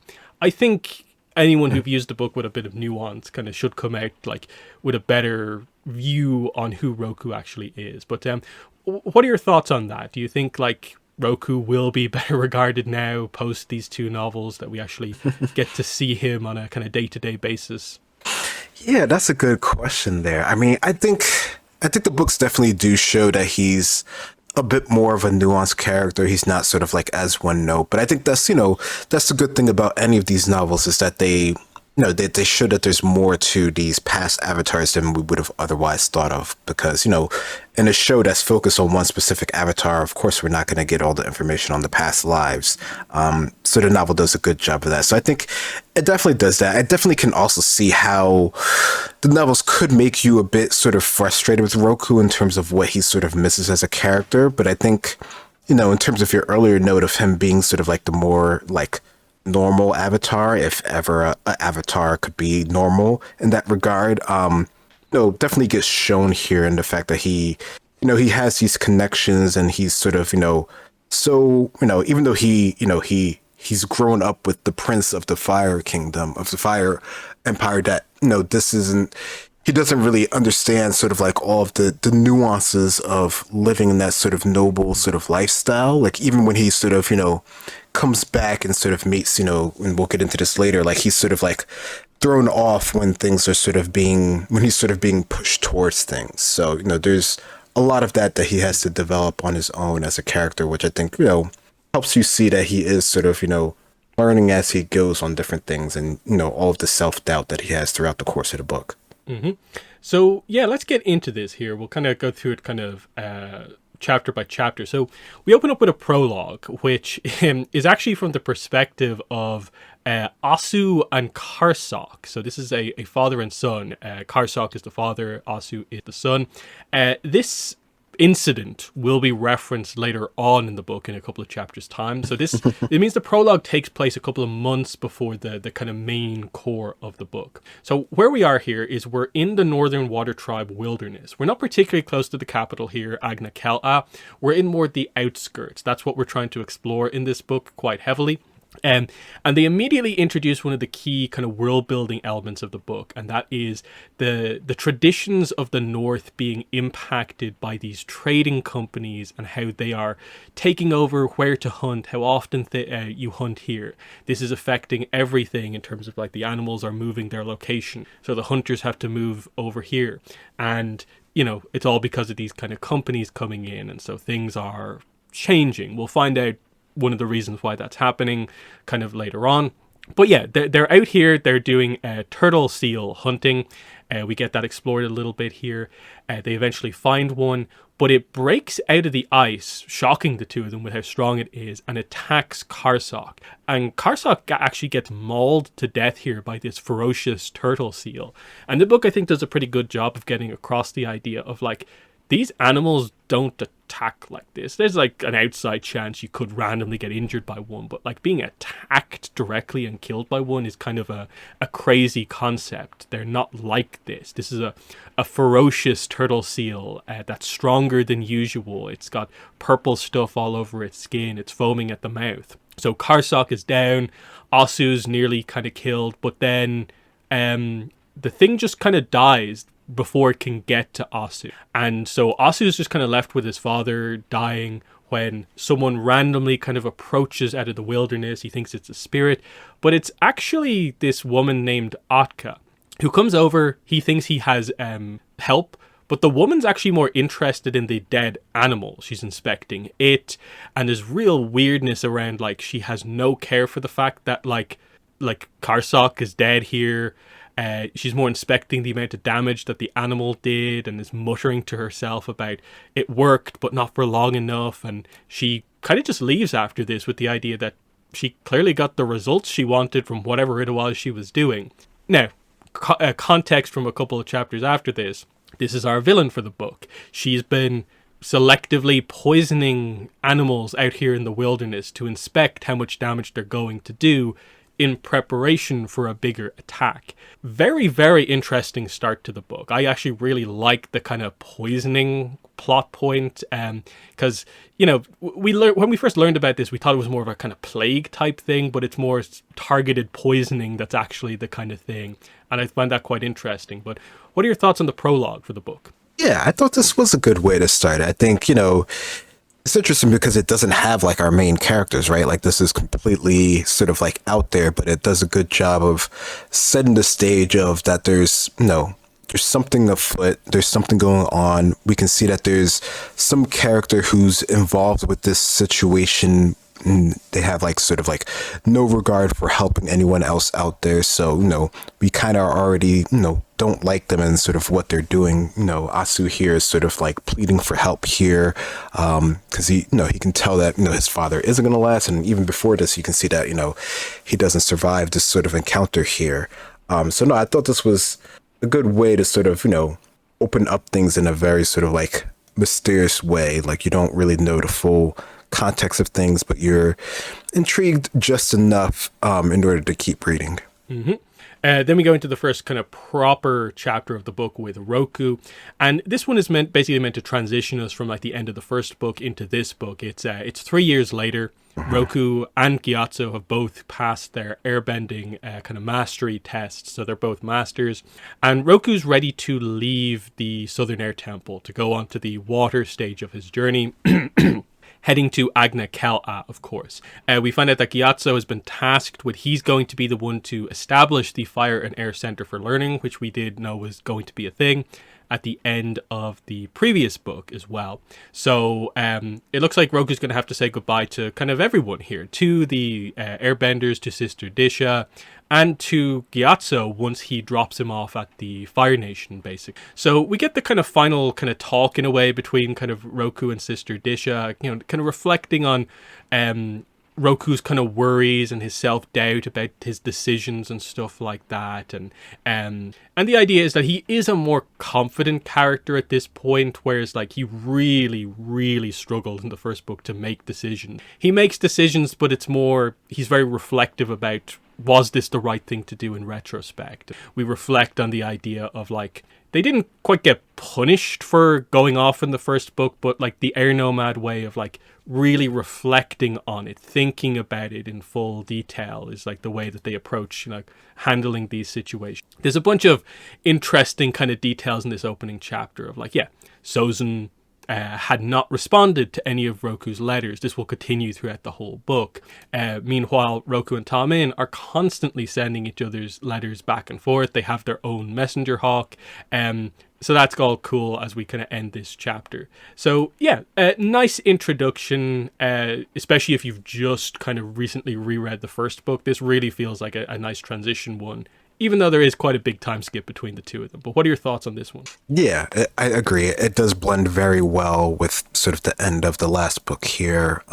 Just the idea that, Gyatso's got his tattoos and, sort of how that played out. And even with Roku and his sort of training and everything with being, learning airbending and stuff like that. I like, their banter back and forth between each other here. It feels like, now they're truly like friends. Like they're really, sort of can go at each other without, there being any sort of, idea of what the other one is really sort of meaning. And you can see him being, more on the level with his sort of master and everything like that. So no, I thought this was a really nice one to sort of, tell them, to show that they're moving on to their next journey, but they're still, very close friends and, they're ready for the next adventure. Mm-hmm. Next chapter is Emissary of the Fire Nation. It's the first Ta-Min chapter.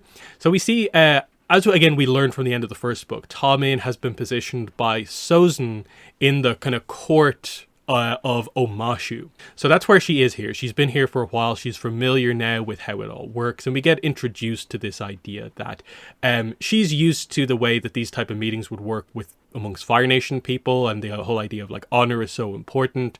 But in the Earth Kingdom, like, behavior that would have brought a generation's worth of shame upon one's clan back in the Fire Nation went completely unremarked upon here and forgotten in the morning.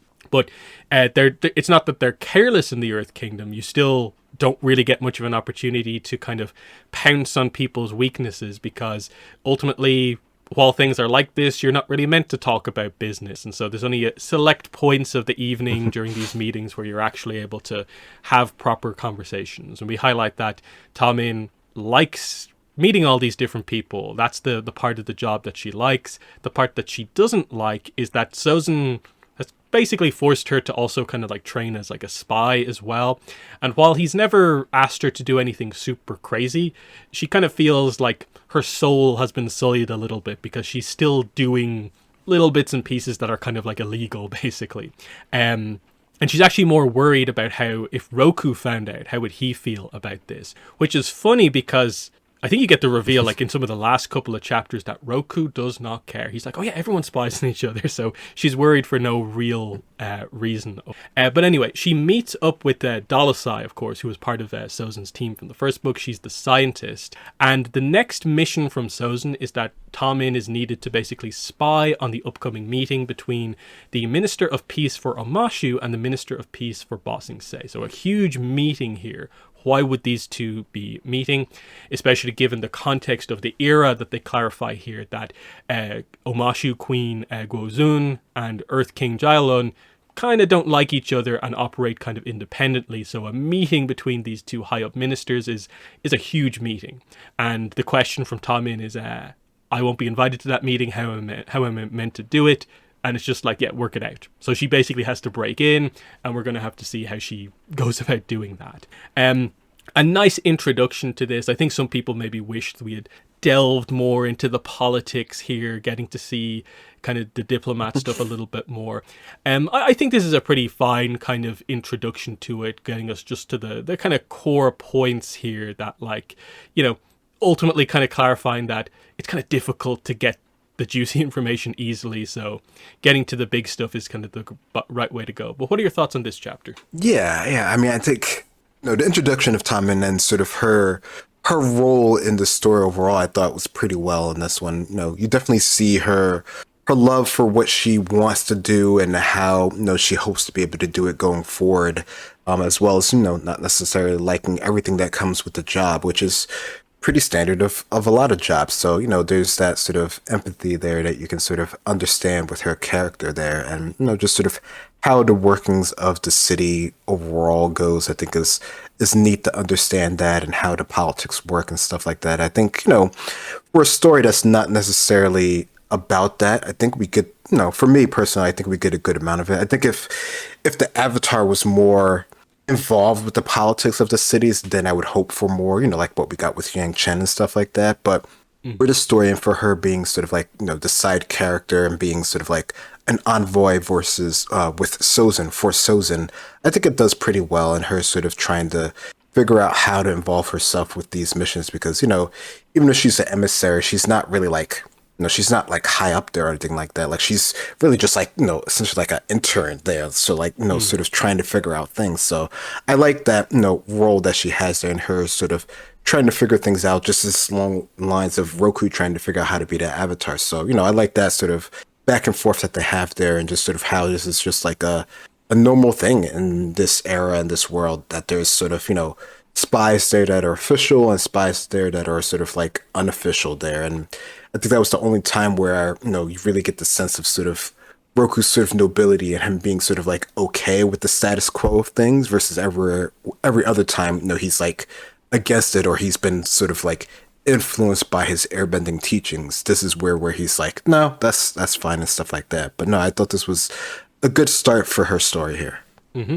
Next chapter is The Best Avatar I Know. So Roku and Gyatso on Lola, of course, Gyatso's bison, head for the Fire Nation. So Roku's going to visit his family before he goes to Agnikela, and, before Gyatso starts his role, of course, in the Fire Nation. We get a really interesting world building thing, that there are over 5,000 fire islands, basically, but quickly established that basically most of them are uninhabited and not really full-on islands, but it's still a really interesting number. Then we get the first mention of Malaya, who of course died in the first book, and this becomes the main kind of rift in a way between Gyatso and Roku. Otherwise they get on so well, but this topic and how it relates to Sozan is always the kind of point of contention between the two of them. And nothing super crazy happens here, but there's a sense where like they need to have a deeper conversation kind of about it. But you see with Gyatso, they begin to set up at this point the idea of like his attachment to Roku, and the idea of like Gyatso has come to accept that he's going to lose everyone I love. Roku says, you haven't lost me.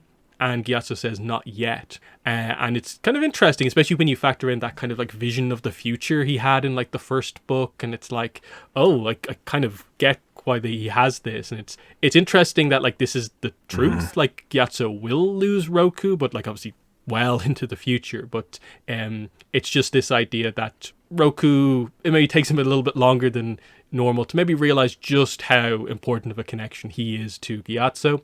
But anyway, they arrive at Haribulkan, the capital of the Fire Nation, and basically they're not happy about this at all. It's like the worst, like, excited yays ever. Neither is happy to be here because Roku does not have a good relationship with his family, and Gyatso has not shown any interest in the Fire Nation, like, at all. We get a scene with Roku's family where they're not really in the book much, but it seems to go relatively okay, but there's clearly a sense that his parents are not telling him something about something, and we just kind of go on with it, and Roku's just kind of like, if they don't want to tell me, fair enough, I'm not going to bother with this. That, like, you know, they're the ones who need to kind of open up to me about some things, kind of like I've tried type thing. So just, this book is not about fixing that relationship, like, at all, which is kind of interesting. Do you have any thoughts on that? The fact that, like, Roku's parents are very much just, like, in and out. Like, we're not focusing on that at all. Yeah, I don't know. I mean, I think it's interesting because, you know, it seems like the avatars really do have to sort of, like, go on this journey alone until they sort of meet their sort of companions that can keep with them. And then they're sort of like, you know, then they have their real sort of like personal connections, but they don't really have that with sort of their parents. At least that's, you know, a lot of what we've seen so far, at least. So I don't know if this is, you know, rather just like a trend of avatars in general, or just a trend of how we're sort of writing, you know, the avatars in that sort of way here.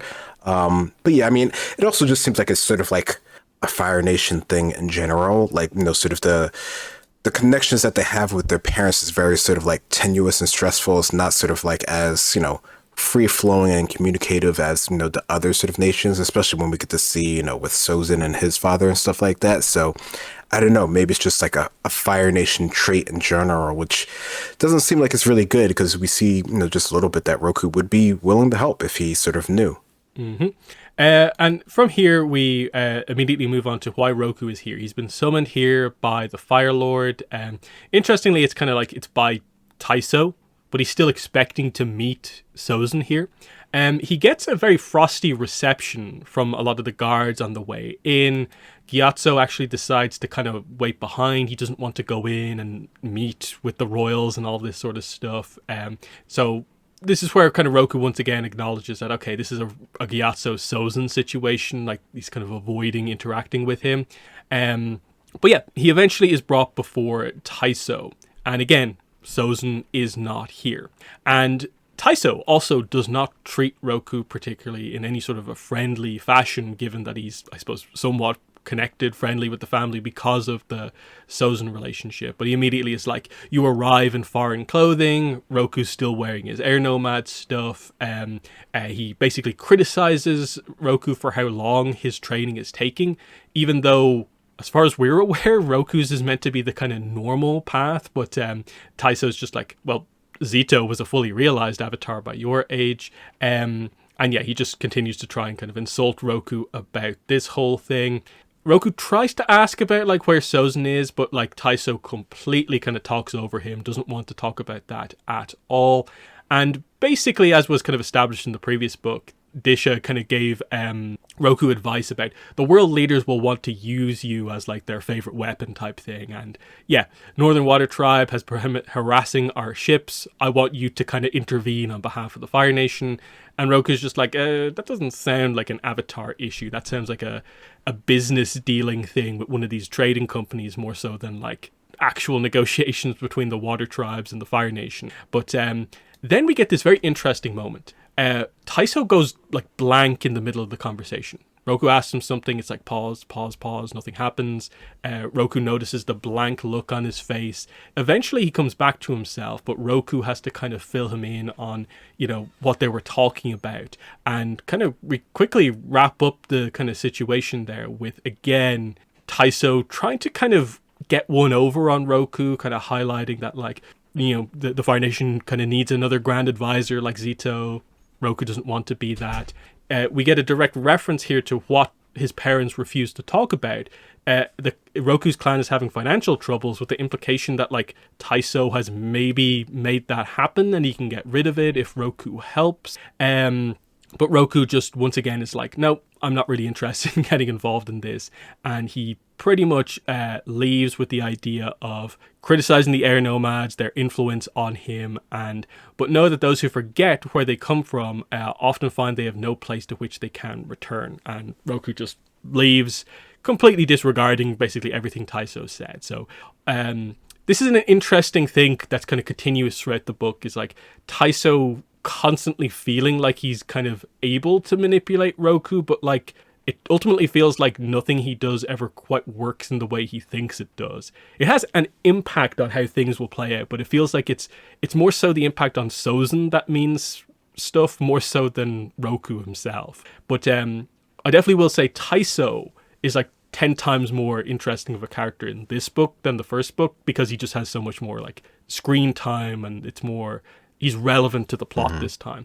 But what are your thoughts on this arrival at the Fire Nation, and I suppose mainly the Roku Taiso scene? Yeah, I think, I don't know, it shows that like Taiso has this sort of like history of like manipulation and being able to lead things in the right sort of way. But, I think especially as the book goes on, you feel that, maybe he's lost his edge in these sort of situations and he doesn't have the full grasp of the situation, because he has the idea of why he's doing these things, and he speaks directly to Sozin why he's doing these things. But I don't know, it feels like he doesn't really notice that Roku, despite being already close with the royal family, doesn't really have any sort of inclination towards being sort of like the right-handed man in terms of their affairs or anything like that. Like, it seems it's pretty clear, to us that Roku is really about his training and sort of learning, how to be the best avatar that he could potentially be, despite having all these sort of like doubts about himself. He's really committed to the goal of figuring out how to be the avatar, which I think is really cool. I think that's good, especially considering like, he didn't know he was always going to be the avatar. It's a later in life thing for him to sort of figure this out and going on his journey and stuff like that. So yeah, I thought this was interesting, the way that they're sort of setting Roku up for having issues in the Fire Nation where his family and everyone is, but him just sort of like kind of basically disregarding it and going on his way. Yeah, it's interesting because Taiso clearly thinks he can manipulate Roku on the basis of like what if I banished you from the Fire Nation type thing, and the idea is that like he doesn't realize that for Roku that wouldn't be like that disastrous of a thing, really. Like the only connections at this point he really has to the Fire Nation is effectively Sozin and Ta Min, and it's interesting that even Sozin is aware of that, but like Taiso just like isn't at all, because I guess he just sees him as this really young avatar who he can manipulate, but he's actually not that great at manipulating him. And it's interesting because again, like the Crown Prince artifact is Taiso's idea, and it doesn't quite work in the way he thinks it does, and all this sort of stuff. It's interesting. But anyway, Roku leaves the palace, meets up with Gyatso again, and effectively Gyatso just decides, I'll go with you, actually. Like, there's no rush on me starting my job here. I'll go with you to Agnikela, and then I'll come back, and we'll just see how it happens. So, it's going to be more of a delayed goodbye for these two overall. And then, we're just here within one chapter. We arrive in the Fire Nation and then immediately leave with the idea that, like, Roku doesn't look back. Gyatso's happy to leave again. Goodbye, Fire Nation, effectively. It's quite interesting that it's just like, Roku's not super connected to his home nation because of a variety of different factors. But we then go into a very long day. This is the first Sozin chapter that helps to explain maybe a little bit of things with Taiso from the previous chapter. But basically Sozin is in this meeting with all these advisors, absolutely bored out of his mind. He notes the idea of like, this is why he was not allowed to be around Roku. Keep a man guessing where he stands with you, his father had explained, and he'll do everything he can to gain your regard. So this is what Taiso is hoping to accomplish by separating Roku and Sozin, is that they can somehow manipulate Roku by keeping Sozin away from him. It's kind of an interesting. But anyway, what effectively happens here is just we get a reflection on Sozin's situation. Is that, like, in contrast to the first book where he was all about adventuring, he's been sort of pinned down to the Fire Nation since then. He's been put in charge of managing the nation's affairs with Omashu, and he's not able to go on these adventures. He basically has not really been able to investigate any of the information he got from Wan Shi Tong's library, barely been able to do firebending training.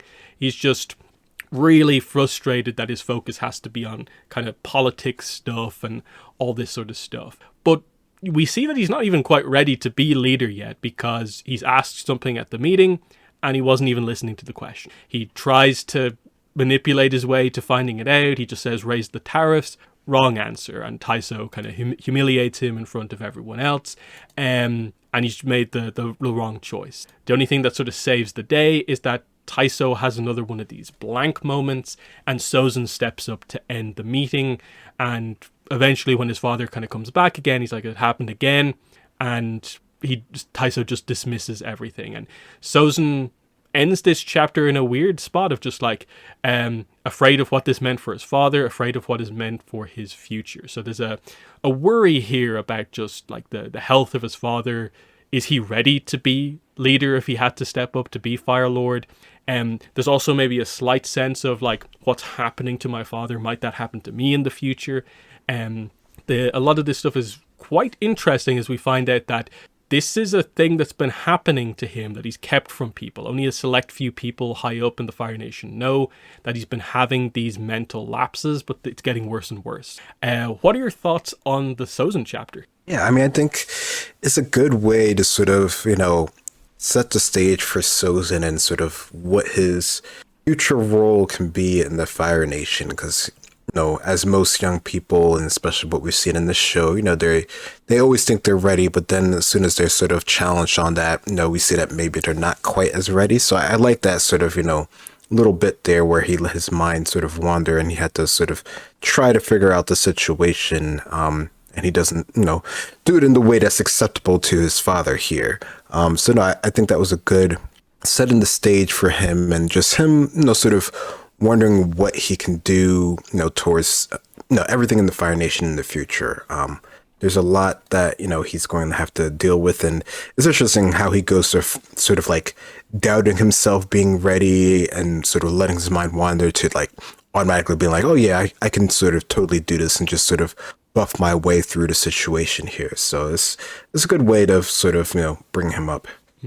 It's interesting because some of the reaction to Sozin in this book is a bit kind of like mixed. I'm not quite sure I fully understand some of it, but people kind of criticizing it that like, is it leaning too far into kind of presenting the idea that he's destined to be the ultimate villain of the franchise? And I think they actually do a pretty nice job of being kind of relatively nuanced about it, where like he's not just like evil incarnate, but he like in scenes like this, he comes across as like, he's not ready. He just like he's not at all ready to be Fire Lord. He really makes a fool of himself in this scene, and realizes that he actually has to step up if he wants to be the kind of leader someday. And that to me speaks to the idea that like, no, they haven't just been presenting him as just like he's a villain behind the scenes at all times. It's the idea that like he has these moments where like sometimes he will make these crazy decisions that are quite intense and violent, like what he did with Malaya. And as we'll see in specific Sozin chapters as we go through this book, when he is put in charge, he will make some harsh decisions, but he'll be kind of careful to like keep them from select people so he doesn't come across like too badly. He's scheming in some ways, but like he just right now doesn't quite have the head for the like basic politics of like effectively kind of like the Avatar stuff that Roku has to kind of almost be involved in. He's not in that zone just yet. But what are your thoughts on kind of that throughout the book, and just in terms of like the presentation of Sozin, where the book has to at the same time set up for him to be the villain of villains who will one day execute the Air Nomad genocide, but that still present the idea that like he wasn't just a villain from the get-go, like as a child type thing. Yeah. That's interesting. I mean, I think I don't know, in some regard, I could see how it would be frustrating, from the viewer perspective, like, why didn't Roku sort of like notice all of this sort of stuff? But I think there is sort of like, there is a progression towards his sort of eventual sort of downfall. I think, I don't know, from our perspective, it seems pretty clear that, he's had these sort of like tendencies to sort of go towards like extremes and sort of dealing with different situations. Like even here, like he doesn't notice the whole situation of things, but he's like just like more tariffs and stuff like that. So he's, I don't know, if he has like any sort of like question about a situation, he definitely goes towards like the absolute sort of cutthroat sort of method here. But I think you can see that he does at least initially sort of like consider both sides of things. It's just sort of his end result is always towards sort of like the more aggressive side of things, which is, kind of seems like sort of like a general default trait of the Fire Nation, or at least that's how we sort of have it sort of described to us as readers and stuff like that. So I don't know. I think definitely seems like he's always going to sort of like end up as sort of like the evil guy, but he doesn't. No, he seems like he's trying to fight against that, basically. I guess you could say, like, he tries to fight against it, but you can see that he's already sort of like, pretty much losing that battle from the beginning here, and he's just sort of able to hide it a bit sort of better than other people. Yeah. At least with some people, he's able to hide it. Yeah, because it's interesting, is it like bringing in stuff from maybe some of the later chapters in the book where like he reflects on his relationship with Roku and kind of the adventuring, and that like I think at one point considers like, what if I just dropped all this and like kind of join Team Avatar? And like that's a really interesting kind of moment in the book where you're like, we'd see, I think, a very different Sozin then. That wouldn't be evil Sozin. I think the influence of Roku, the adventuring side of Sozin that really likes that sort of stuff, he'd get all that with Roku. As in, like, if you kind of replace Gyatso with Sozin, that's sort of the idea that the book is almost presenting, especially when you get to the end and like Gyatso really kind of rubs that in Sozin's face. You see that like that's kind of what's happened. Like Roku has been able to gain new friends. Sozin hasn't, because he's kind of stuck doing this thing that's expected of him in the Fire Nation, because this is how they raise their children, to kind of compete against each other, to come across as the strongest at all times, and that whole sort of thing. And there's so many like what ifs, I think, throughout this with Sozin. Like in a way, like what if Zaison was a little bit more actually trying to get the birthright herself? That would have left Sozin to be more free and all this sort of stuff. But I also think like this is where Taiso is quite important, in that like I don't view him necessarily as being like the most villainous Fire Lord we've ever seen. He's clearly continuing that trend of raising his kids in a very specific way, and he's cruel in his own way, always trying to manipulate people, but he more comes across as more of a classic politician than anything, in that like he has the skills that Sozin needs. He won't go as far as Sozin will, like at all, and is actually kind of appalled by some of the stuff that Sozin will do later on.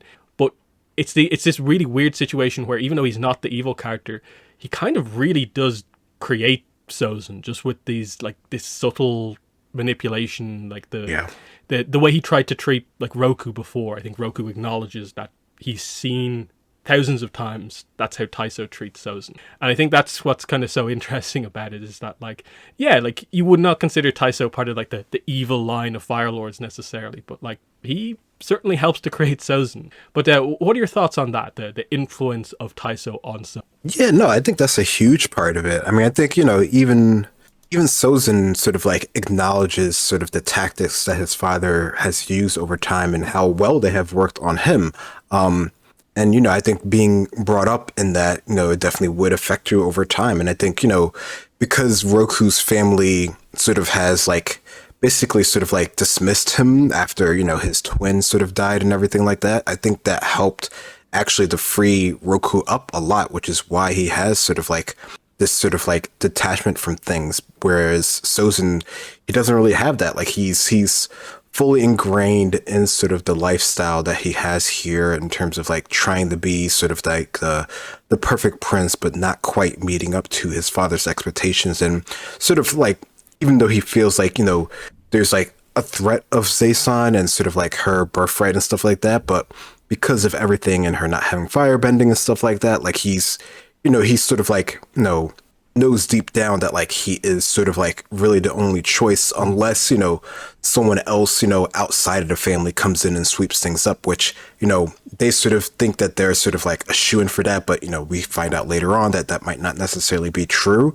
But, from his perspective, he sort of has that in the bag, is just sort of like waiting out and sort of, being sort of patient, which eventually we learn in this book, he doesn't really have to have that much patience because things sort of progress towards where he can just sort of be in control, even if it's not sort of directly. So there definitely is a lot of his father in Taiso in terms of, how locked down he is, even if he's aware of him being sort of locked down. Like he's, I think he feels, or at least it seems like he's pretty self-aware of what's going on and how he's dealing with things, but he, doesn't care, and he has his sort of ultimate goals that he wants to achieve, which regardless of anything else going on, he's going to achieve those. Mm-hmm. Next, we go to Out of Balance. So this is Gyatso and Roku arriving at the southwestern edge of Northern Water Tribe territory. Again, we don't get to Agnikala for way later on in the book. We're in a kind of outlying region. This is not even a named area like Kuruk's Point, which we will get to, which is also still not super close to Agnikala. So they arrive here. Not many people around. They eventually find this kind of small kind of group of people. They introduce themselves. Flamio Cold Men is what we get here. Half a dozen tribespeople here. And this is a really interesting chapter because when you look at this with the full book in mind, like our villain is here, straight up revealing her backstory.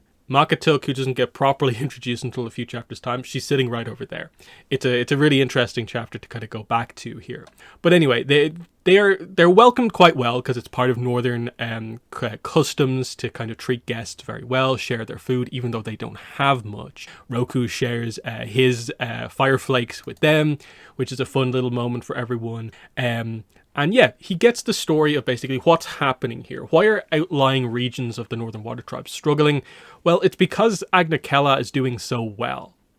Chief Tigwa, the chief of the North, is focused completely on trade, all these companies, all this business dealings to big up the capital, that he's sort of forgotten about all outlying regions. So while Agnikala grows, the outlying regions of the tribe begins to kind of fade away, which is what we're here. This is a fading kind of group here in an unnamed location. They'll die out kind of soon if things don't change. That's sort of the idea that we were alluding to in the prologue, and we address it kind of more here. We cover a few more things about the idea that all this international trade has led to illnesses spreading quite a bit, including this new illness, which is the one we saw in the start of the book, but of course most people don't know it's kind of manufactured versus anything else. And then this is where we get Atka's backstory effectively kind of presented here, along with a few other connections. The hawk-faced man talks about his cousin Karsok being killed and how his nephew barely escaped with his life, that sort of thing. They're not going to get help from Agnikala, and this is where we get the story of, the northern pox, and how they went. This person went to them for help, but they didn't get it, and their kind of village kind of died out. And so it's this negative attitude from anyone who's not from the capital towards the capital, and kind of here's your plot. The idea is that the water tribe itself is kind of out of balance, and Roku has now found out about this because he's taken a kind of roundabout way to start his training here. And the idea is, does he get involved here? Should he get involved? This is one of these moments of doubt for him. He doesn't know when and where he reasonably should interfere, and he feels he makes a mistake if he does or doesn't kind of try to help. And that's the way that this kind of chapter goes. But what are your thoughts on this pretty important chapter?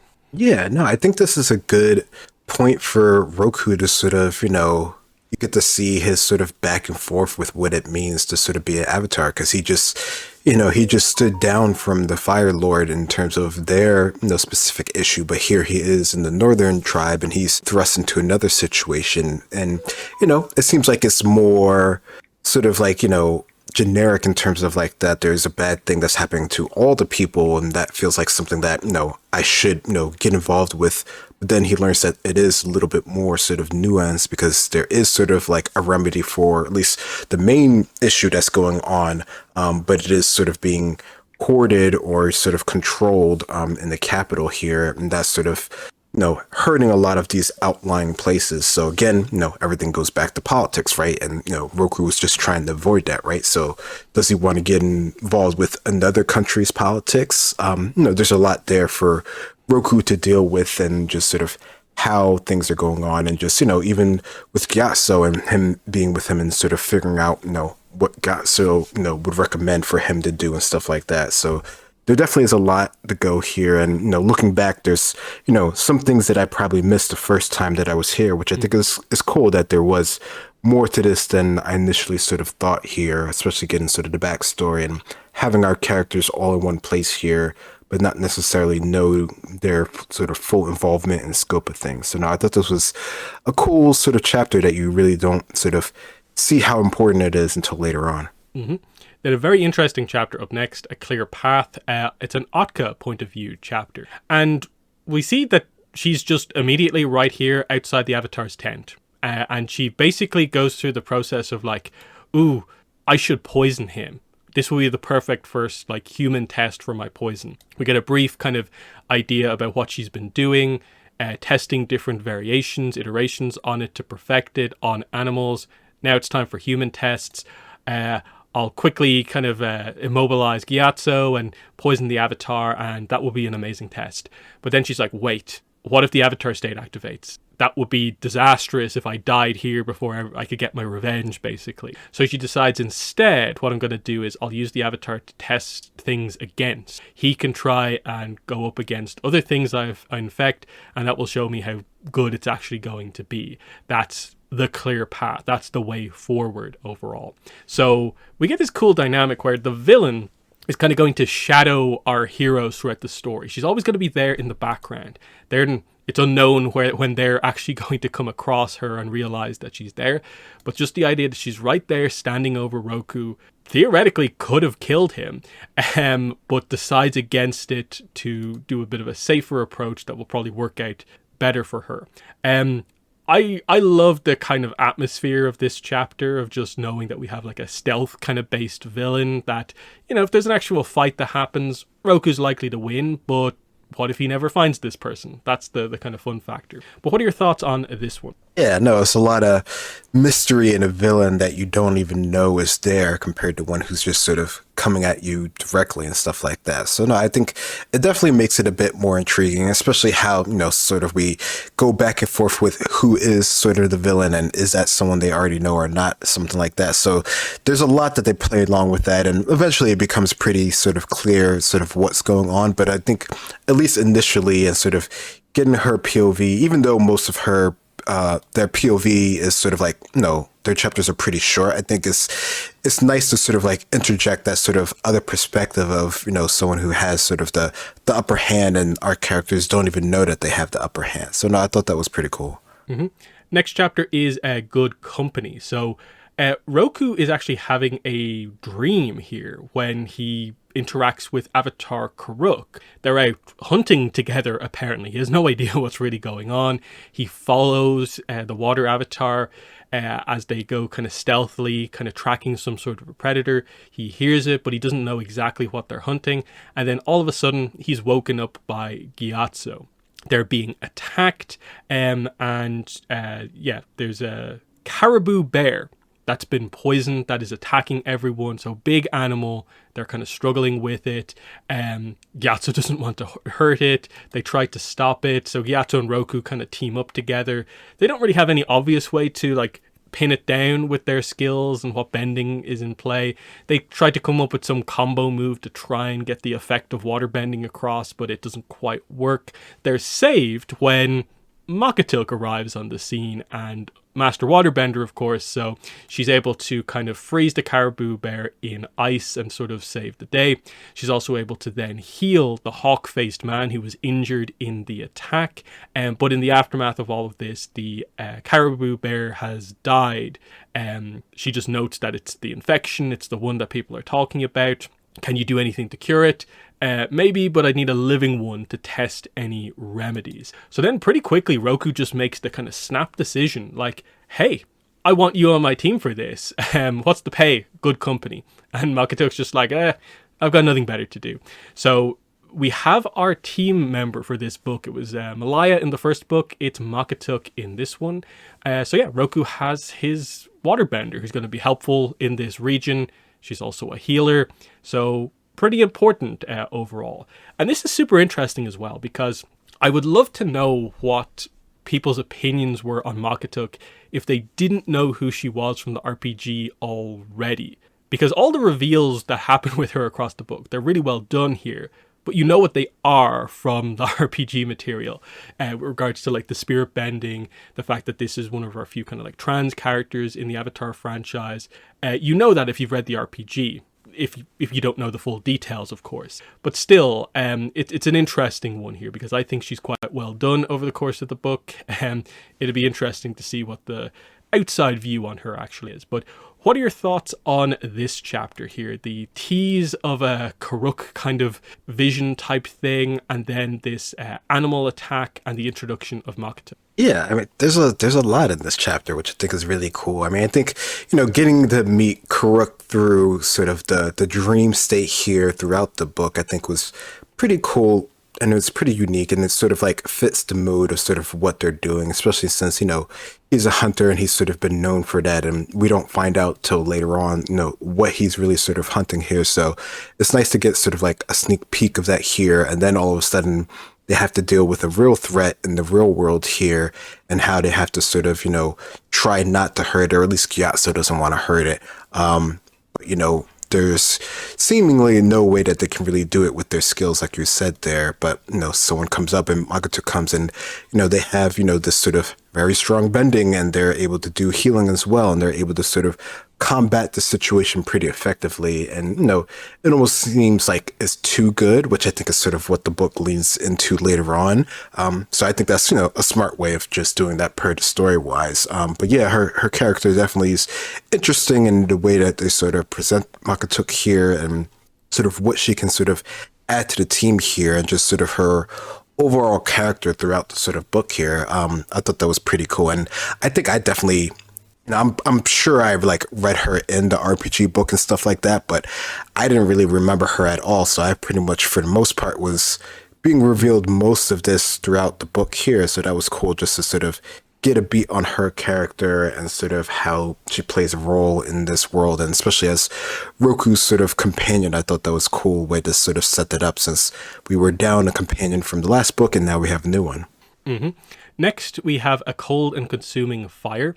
So we're back with Sozin, and this time it's like a family meeting here to discuss Taiso's health. So the royal healer has basically reported that his condition is only going to get worse.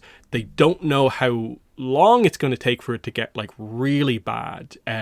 But as we go through this, we see that the idea is that Sozin gradually assumes that this is going to be him choosing the next Fire Lord. And they set up early on the idea that Zaison comes in, she's late, she doesn't have a care in the world, she is not putting any effort in, so it has to be him. He assumes that what this meeting is going to be is him being announced as the next Fire Lord at some point very, very soon. And it builds up to this kind of moment where he kind of stands up and it's just like, I'm ready, and everyone else is just like, what? He'd misread the moment, and just the cringe from everyone in the whole room. Zaison laughing at him. His mother also kind of winces at this because this is where you get the characterization of Taiso. He refuses to admit weakness, even though he actually has this health problem that is going to get worse over time. He is not stepping down as Fire Lord. He's going to stay here as long as possible, do everything he can to try and like cure it or kind of stave off the impact. But no, it just comes across as like, did you really think you were going to be Fire Lord? And he just has another one of these moments where he's just made a fool of Sozin, basically, here. Instead, what's going to happen is that this is mostly about how the family is to officially talk about what's happening to him, because more and more people are probably going to discover what's happened here, and everyone has to put it down to sort of like, oh, he's overworking, he's trying too hard, he just gets tired, that sort of thing. And it's just the kind of the family PR is effectively what the meeting is actually about. The reason they need all this PR is because he's particularly worried that the other clans and maybe even the Fire Sages will want to step in and maybe kind of take away the leadership line from their family, and something like that he doesn't have absolute full control. And it's interesting because obviously this is one of the things that Sozin will do when he becomes Fire Lord, is basically take away any chance for the clans and the Fire Sages to actually, take down the leader effectively. So it makes the Fire Lord a true kind of dictator after what Sozin does. But right now there's still danger. And Sozin thinks he's made the worst mistake possible, but then Zaysan opens her mouth and it's just like, why don't we let them, we don't let them destroy us, but maybe we should share some of our power. And Taiso just thinks that this is the most stupid thing anyone has ever said. And it's just like, yep, Zaysan has completely saved Sozin here because she said something way worse than his assumption. And so you see that, Zaysan is not ready. And it's the what if I talked about before. In a few years' time, she will go on to kind of have her awakening as a character once she gets involved in kind of air nomad stuff and realize that Sozin actually needs to be taken off the throne and they need to do things differently. But she's not at all in the mindset to do that right now. And that's what's kind of so interesting. But yeah, super, super interesting chapter where you see, especially with Taiso, just refusal to admit weakness, even though there's an actual health problem here. But what are your thoughts on that? Yeah, Taiso, he needs to be in command. He needs to be in control of the situation. So even if he does have an issue here, it's not something that he's, willing to admit, any more than sort of the immediate family here. And this is really just, like you said, it's just to sort of cover their bases so that no one else sort of comes in and sort of swoops in and sort of takes power away from them, because, just because they're in control doesn't mean they can be taken out of control here. And they don't really, or at least Taiso doesn't want anyone else to have any sort of say here.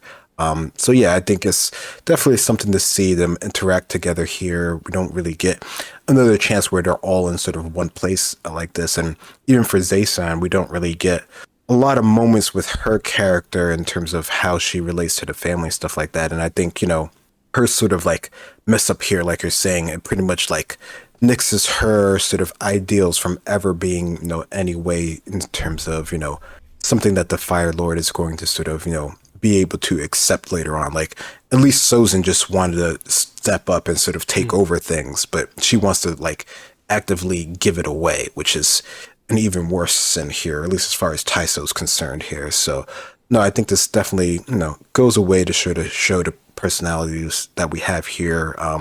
There's not too much for his wife here, but she at least has some role here in terms of trying to sort of moderate the tensions of the family here.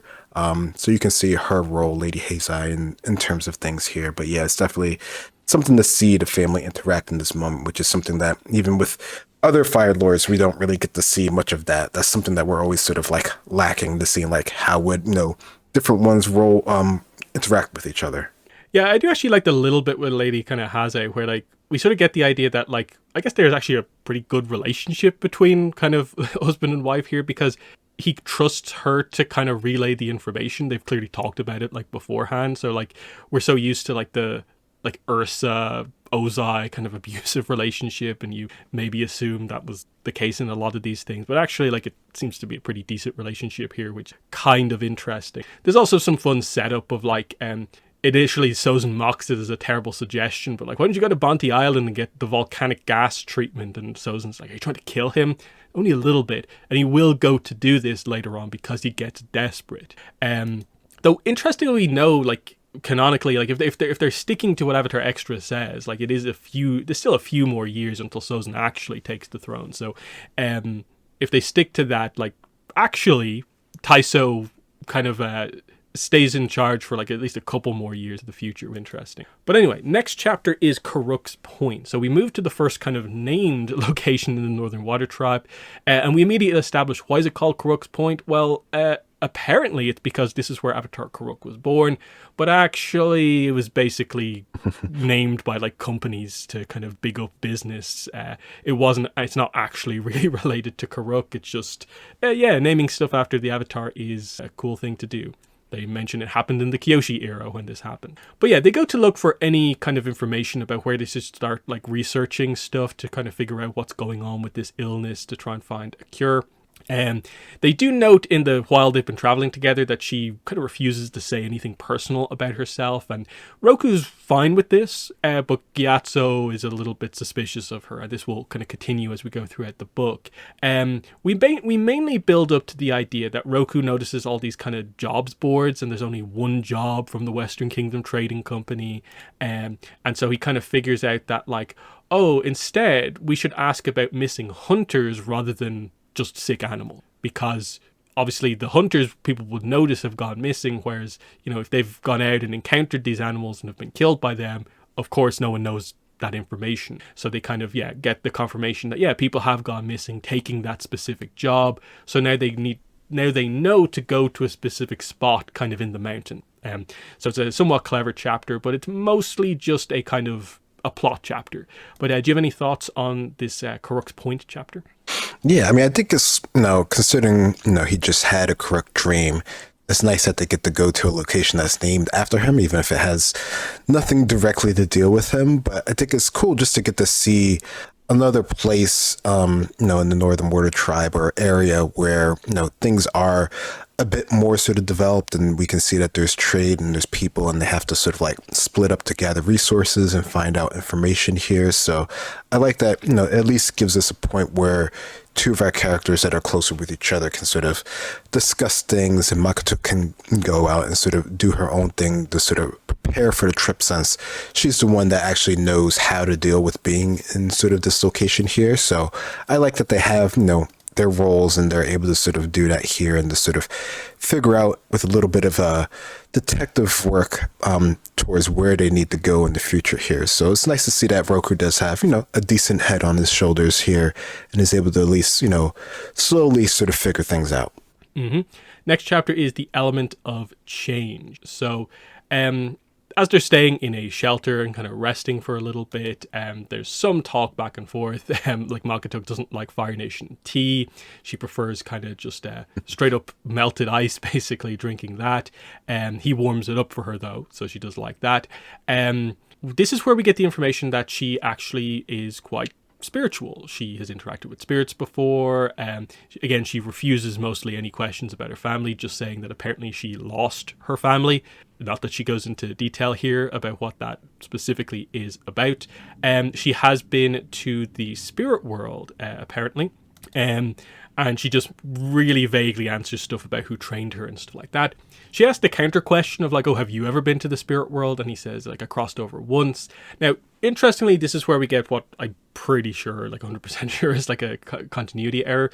A strange moment at the peak of the summer solstice in Lombok Island, which was the kind of finale of the previous book. It's actually the autumnal equinox when that happened. Like the solstice is like not a plot point in the previous book, so it's a little bit of a bad one because it's like referring to the previous book, not just like older lore or anything like that. It's just directly the previous book. Like that's not a detail you should really be getting wrong. But thankfully it's literally just like a fact detail where like those two words, replace them with autumnal equinox and you're good. You get exactly what he means though, but it's like come on. But yeah, they get to talking about like, oh, have you ever done water bending? She tries to kind of teach him a little bit. Doesn't really end up working out. She, gives him the philosophy lesson on water being the element of change. Time is an illusion, all this sort of stuff, connecting it back to airbending a little bit. Then realizes, okay, he's got a block. What's the block about? What's the first word that comes to mind when you think of water? And he immediately says death. And she's like, oh, wow. Didn't think we'd get to the core of it that easily, but what happened? Like, so he talks about Yasu. He also talks about like the connection of water to like the fact that he killed Ulo, and he also blames himself for the death of Malaya. So 3 kind of deaths that relate to water for him, and this is the core of like his guilt about water bending, and that's key because the water chakra is blocked by guilt. So they're really connecting stuff together pretty nicely here overall. And that's just kind of where we ended here. So the idea that Makoto is trying to be a bit of a waterbending teacher for Roku, given that he hasn't waterbent yet. But your thoughts on this chapter? Yeah, no, I like that this was sort of like the impromptu water bending training, or at least introduction for Roku here. And it's from one of his, I guess you could say, newly companions here. And a lot of what she says is pretty good, and is pretty on the nose with sort of the idea and the philosophy that we understand about waterbending here. And I think for the most part, Roku does a good job of understanding it, but because he has this block and this guilt, he's still not quite ready to accept himself enough in order to sort of really sort of, commune with waterbending enough to actually sort of manipulate it in any sort of way here. But I think it's good that he's sort of aware of this.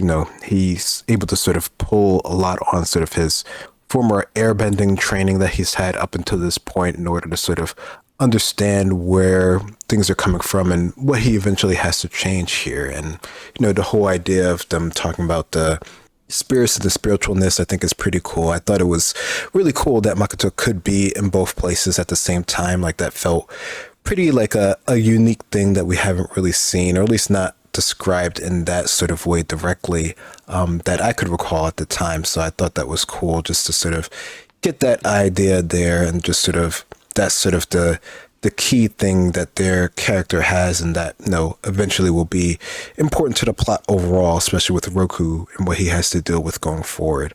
So no, I thought this was a good sort of sit down chapter that they could have. Mm-hmm.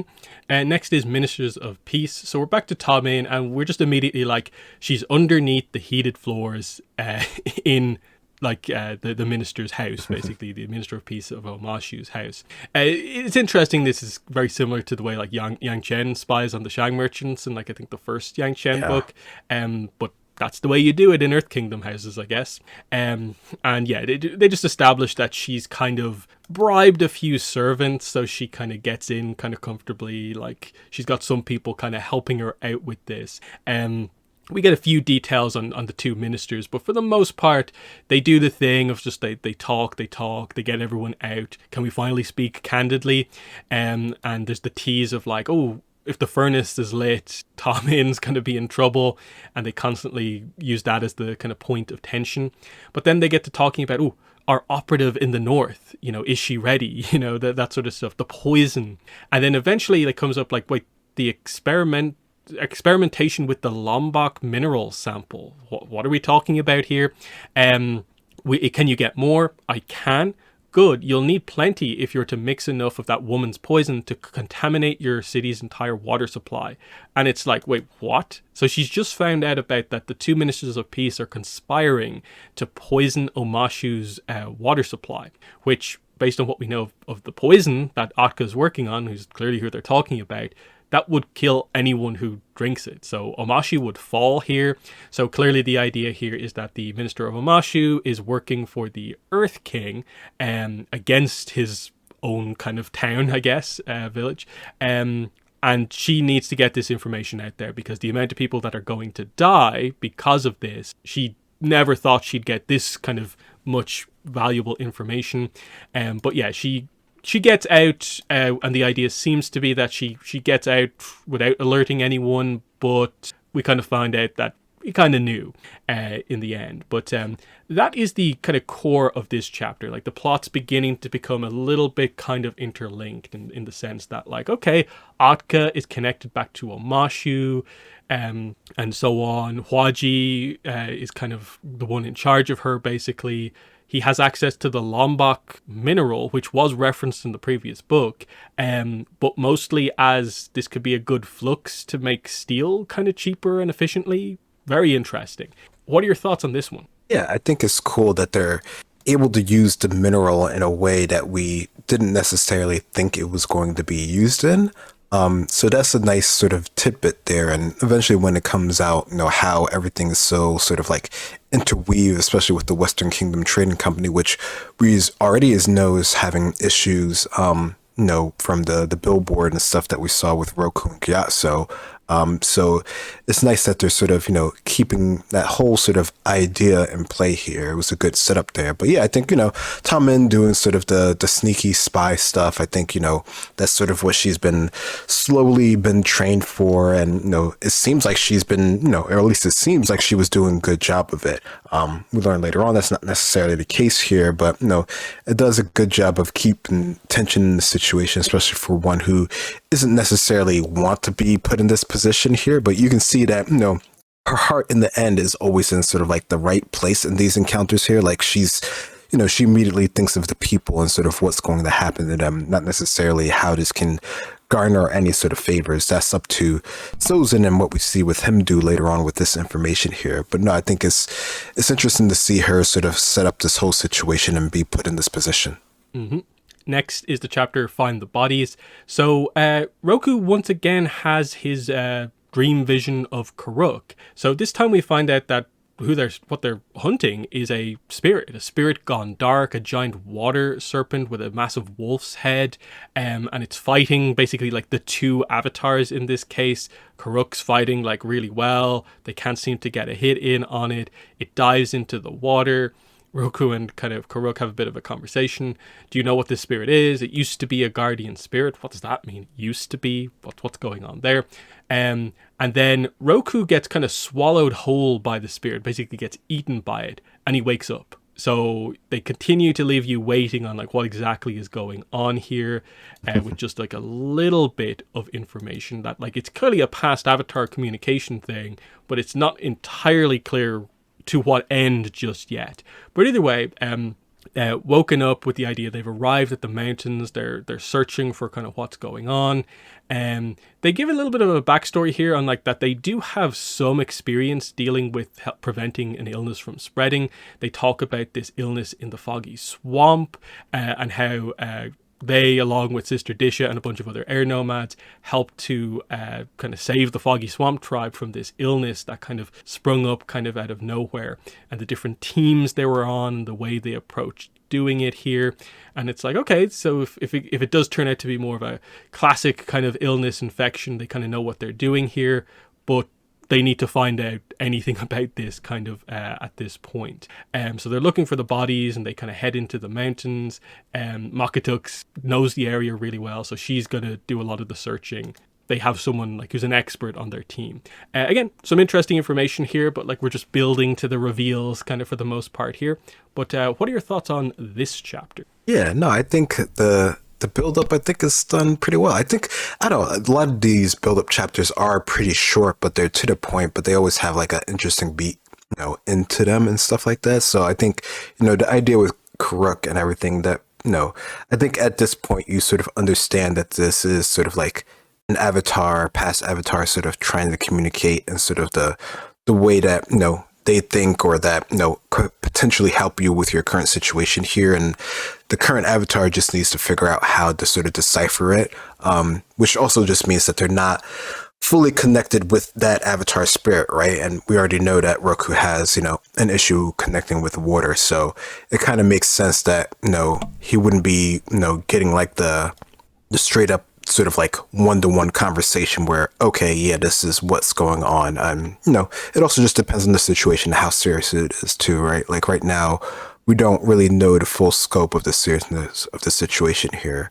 But no, regardless, I'd like that there's sort of, that they have the past experience here, that's something that they can sort of play into here. And there's sort of like banter back and forth here. It's always sort of like nice to see. You can really see sort of how well Gyatso and Roku has done, together just currently and even in the past. So I like that you sort of get the idea of the relationship that they currently have based off of their past experiences over the past 3 years that we are, that they did the time skip with. Mm-hmm. Next is the superior strategy. Very short chapter, but it's with Atka, where we find out she's kind of just on the mountainside, like above them, watching them. She knows what they're doing, where they are, of the group of three, who's where. She knows exactly what she's doing. There's mentions here of like her mother is the one who kind of taught her kind of to save lives as like a healer, but now she's going to use those skills to take lives. She has a new recipe. The focus now is going to be not on just poisoning one big animal, but on poisoning many. That will cause the most chaos. That's the superior strategy. Little bit worried that they've made their way out to this area where she's done all of her experiments from a few months ago, referencing the prologue, of course. But he still didn't suspect anything about the true nature of the illness. And by the time he did, it would be too late. Justice would be hers. So they continue to keep it relatively light with information on her. Just little mentions of like, if you realize it was Akka talking in the previous scene, she referenced her brother. Now her mother gets mentioned here. She's a healer. But now just that, okay, there's going to be another attack, but this time with multiple animals coming in. Very, very interesting just to know she's right there, but because of the environment, they're not going to come across her just randomly. But what are your thoughts on this one? Yeah, no, I mean, it is a short one, but I think, it does give you a bit more information on Akka and sort of like her bearing and her idea and her sort of like mindset here. So I do appreciate these little chapters, even if they are super short. And on first reading them, you're like, really? Like, that's it? Like, there couldn't have been a little bit more. But I think for the most part, they work for me. But I think it's interesting just sort of how they set up this chapter from the last one, because they have the transition of, Makatuk sort of just like going out into the wilderness, continuing her search and stuff like this. And then they immediately go into another character, which, depending on how you're following things or how well you know the characters, you could almost think that they're sort of like one and the same at this point here. So I think, depending on sort of like your familiarity with the source material or just sort of how you think of the story, you could quite easily think that this is sort of the same sort of character here, which of course eventually they play up that, directly later on. So I like how they're at least setting that up, that sort of like misdirecting the story itself. Yeah, that's definitely one of the ones for me, whereas because I'm pretty familiar with the RPG material, like a lot of that stuff was just like, well, I know she's not a villainous character like at all. So the suspicions around her was maybe not the strongest plot point for me, but if I didn't know who she was, then like, yeah, like the connections are sort of there to be like, are they actually trying to make it come across like Atka is Makatuk? And, yeah. Especially because they will later reveal that like Atka has all these different names and stuff like that, and it's like they even at one point reveal that like Makatuk was a name given to her later. They're playing with that, but if you do know who she is, it maybe doesn't come across that way. But anyway, last chapter for this time in the discussion, fewer than 50. So once again, we have a kind of situation where the kind of team is kind of together here. There's discussion about like, hey, what's happening with my connection to Karuk? Is it similar to your connection with Kyoshi? Not quite. It's a bit more complicated here, but they get the sense it's some sort of a past life communication, blocked probably because of his emotions and his connection to water, and the idea of like guilt and all this sort of stuff. This is where they begin to more bring up the idea of like Yatso is suspicious of Makatuk. He wishes that she'd be more open about herself, and that frustrates him. Roku again isn't like overly concerned about that, but that is the situation there. They then find some bodies here, but immediately get confronted by a pack of Arctic wolves, which I think the next chapter basically reveals is like about 24, 25 of them. But it could have been as many as 50. But still, they're going to have to fight off a whole horde here of Arctic wolves who've been infected, enhanced, empowered by the poison. And it's just the three of them here. And again, they don't want to hurt these animals. Makatuk's the only one with effective bending to properly take them down. This is going to be a tough fight that they're kind of in for, and it's a decent cliffhanger to end the first third of the book on. But what are your thoughts on this one? Yeah, no, it definitely does sort of set the stage for a big battle to come in the next sort of chapter here. But I think, it's starting off pretty, sort of calmly here with sort of the idea of Kuruk, them sort of, I guess, basically reflecting on Kuruk's dream and sort of the differences between that and sort of, how he's communicated in the past here. So I like that there is sort of that distinction there. And, it just speaks that every sort of interaction that they have with their past lives, or just in general, all the avatars are different in how they sort of deal with things. So I like that little bit here, and even how that sort of plays into sort of them discussing about Makatuk and sort of, not necessarily knowing, enough about her, but I think, Roku, for the most part, I think we got the idea that he's, for the most part, he's like a pretty sort of like private sort of character. Like he keeps things a lot of the time to himself. And it took him a number of years to open up to Gyatso. And I don't know, sometimes I'm a little bit surprised by Gyatso wanting, everyone else to be really sort of open about things, but he was still, a little bit sort of protective about what happened with him and his sort of past as well. So I don't know, there's that sort of back and forth with Gyatso here. But yeah, pretty quickly, once they sort of get the reveal that there are sort of bodies of other people, we get to see that this has pretty much been a setup for, the next part in Akka's plan here. Yeah, and I do like this kind of trust plot to a certain degree, because Roku just kind of almost like on a whim has just immediately kind of, made her join the team, basically brought her on board. And Gyatso's a little bit concerned about that because he thinks Roku doesn't have a great judge of people because of Sozin, but actually he's read Makatuk like completely correctly here. But it's Roku begins to doubt because Gyatso doubts, and he trusts Gyatso. And I like that kind of the complexity of that dynamic of like, and in the end, he just accepts that, like, oh, there's always going to be doubts about certain things, but like he doesn't have to, beat himself up over every single decision. He actually got this one right. He'll get some wrong. When in this case, he's actually seen something in Makatuk and it's worked out really well. Like, yeah, where would the group be if they didn't have her throughout all of this kind of stuff? Absolutely nowhere. And they kind of note a few moments like that, I think, later on in the book. Like, if Roku had made certain decisions in different ways, this whole thing could have been a disaster. That gets like directly noted. So he inadvertently makes all the right choices kind of here. But the doubt is part of it, because a lot of the other leaders you meet in the book don't have any doubt. They just make their decisions, and because of the types of leaders that they are, it's correct because I said it. And that's absolutely not the way Roku goes about things. And it means sometimes he will make the wrong decision, but it will always be from like a good perspective rather than just like making a tyrannical decision like over the top of everyone. So that's really cool. That will be explored as we go through kind of more of this. But yeah, that is the first like third of the book. We'll be back next time out with the middle section of the book, and hopefully some big news from the anniversary. Hopefully that will be an exciting next podcast. But otherwise, that's been episode 301 of the Avatar Online podcast. It's been myself and Greg. Thanks for listening, and bye. Bye.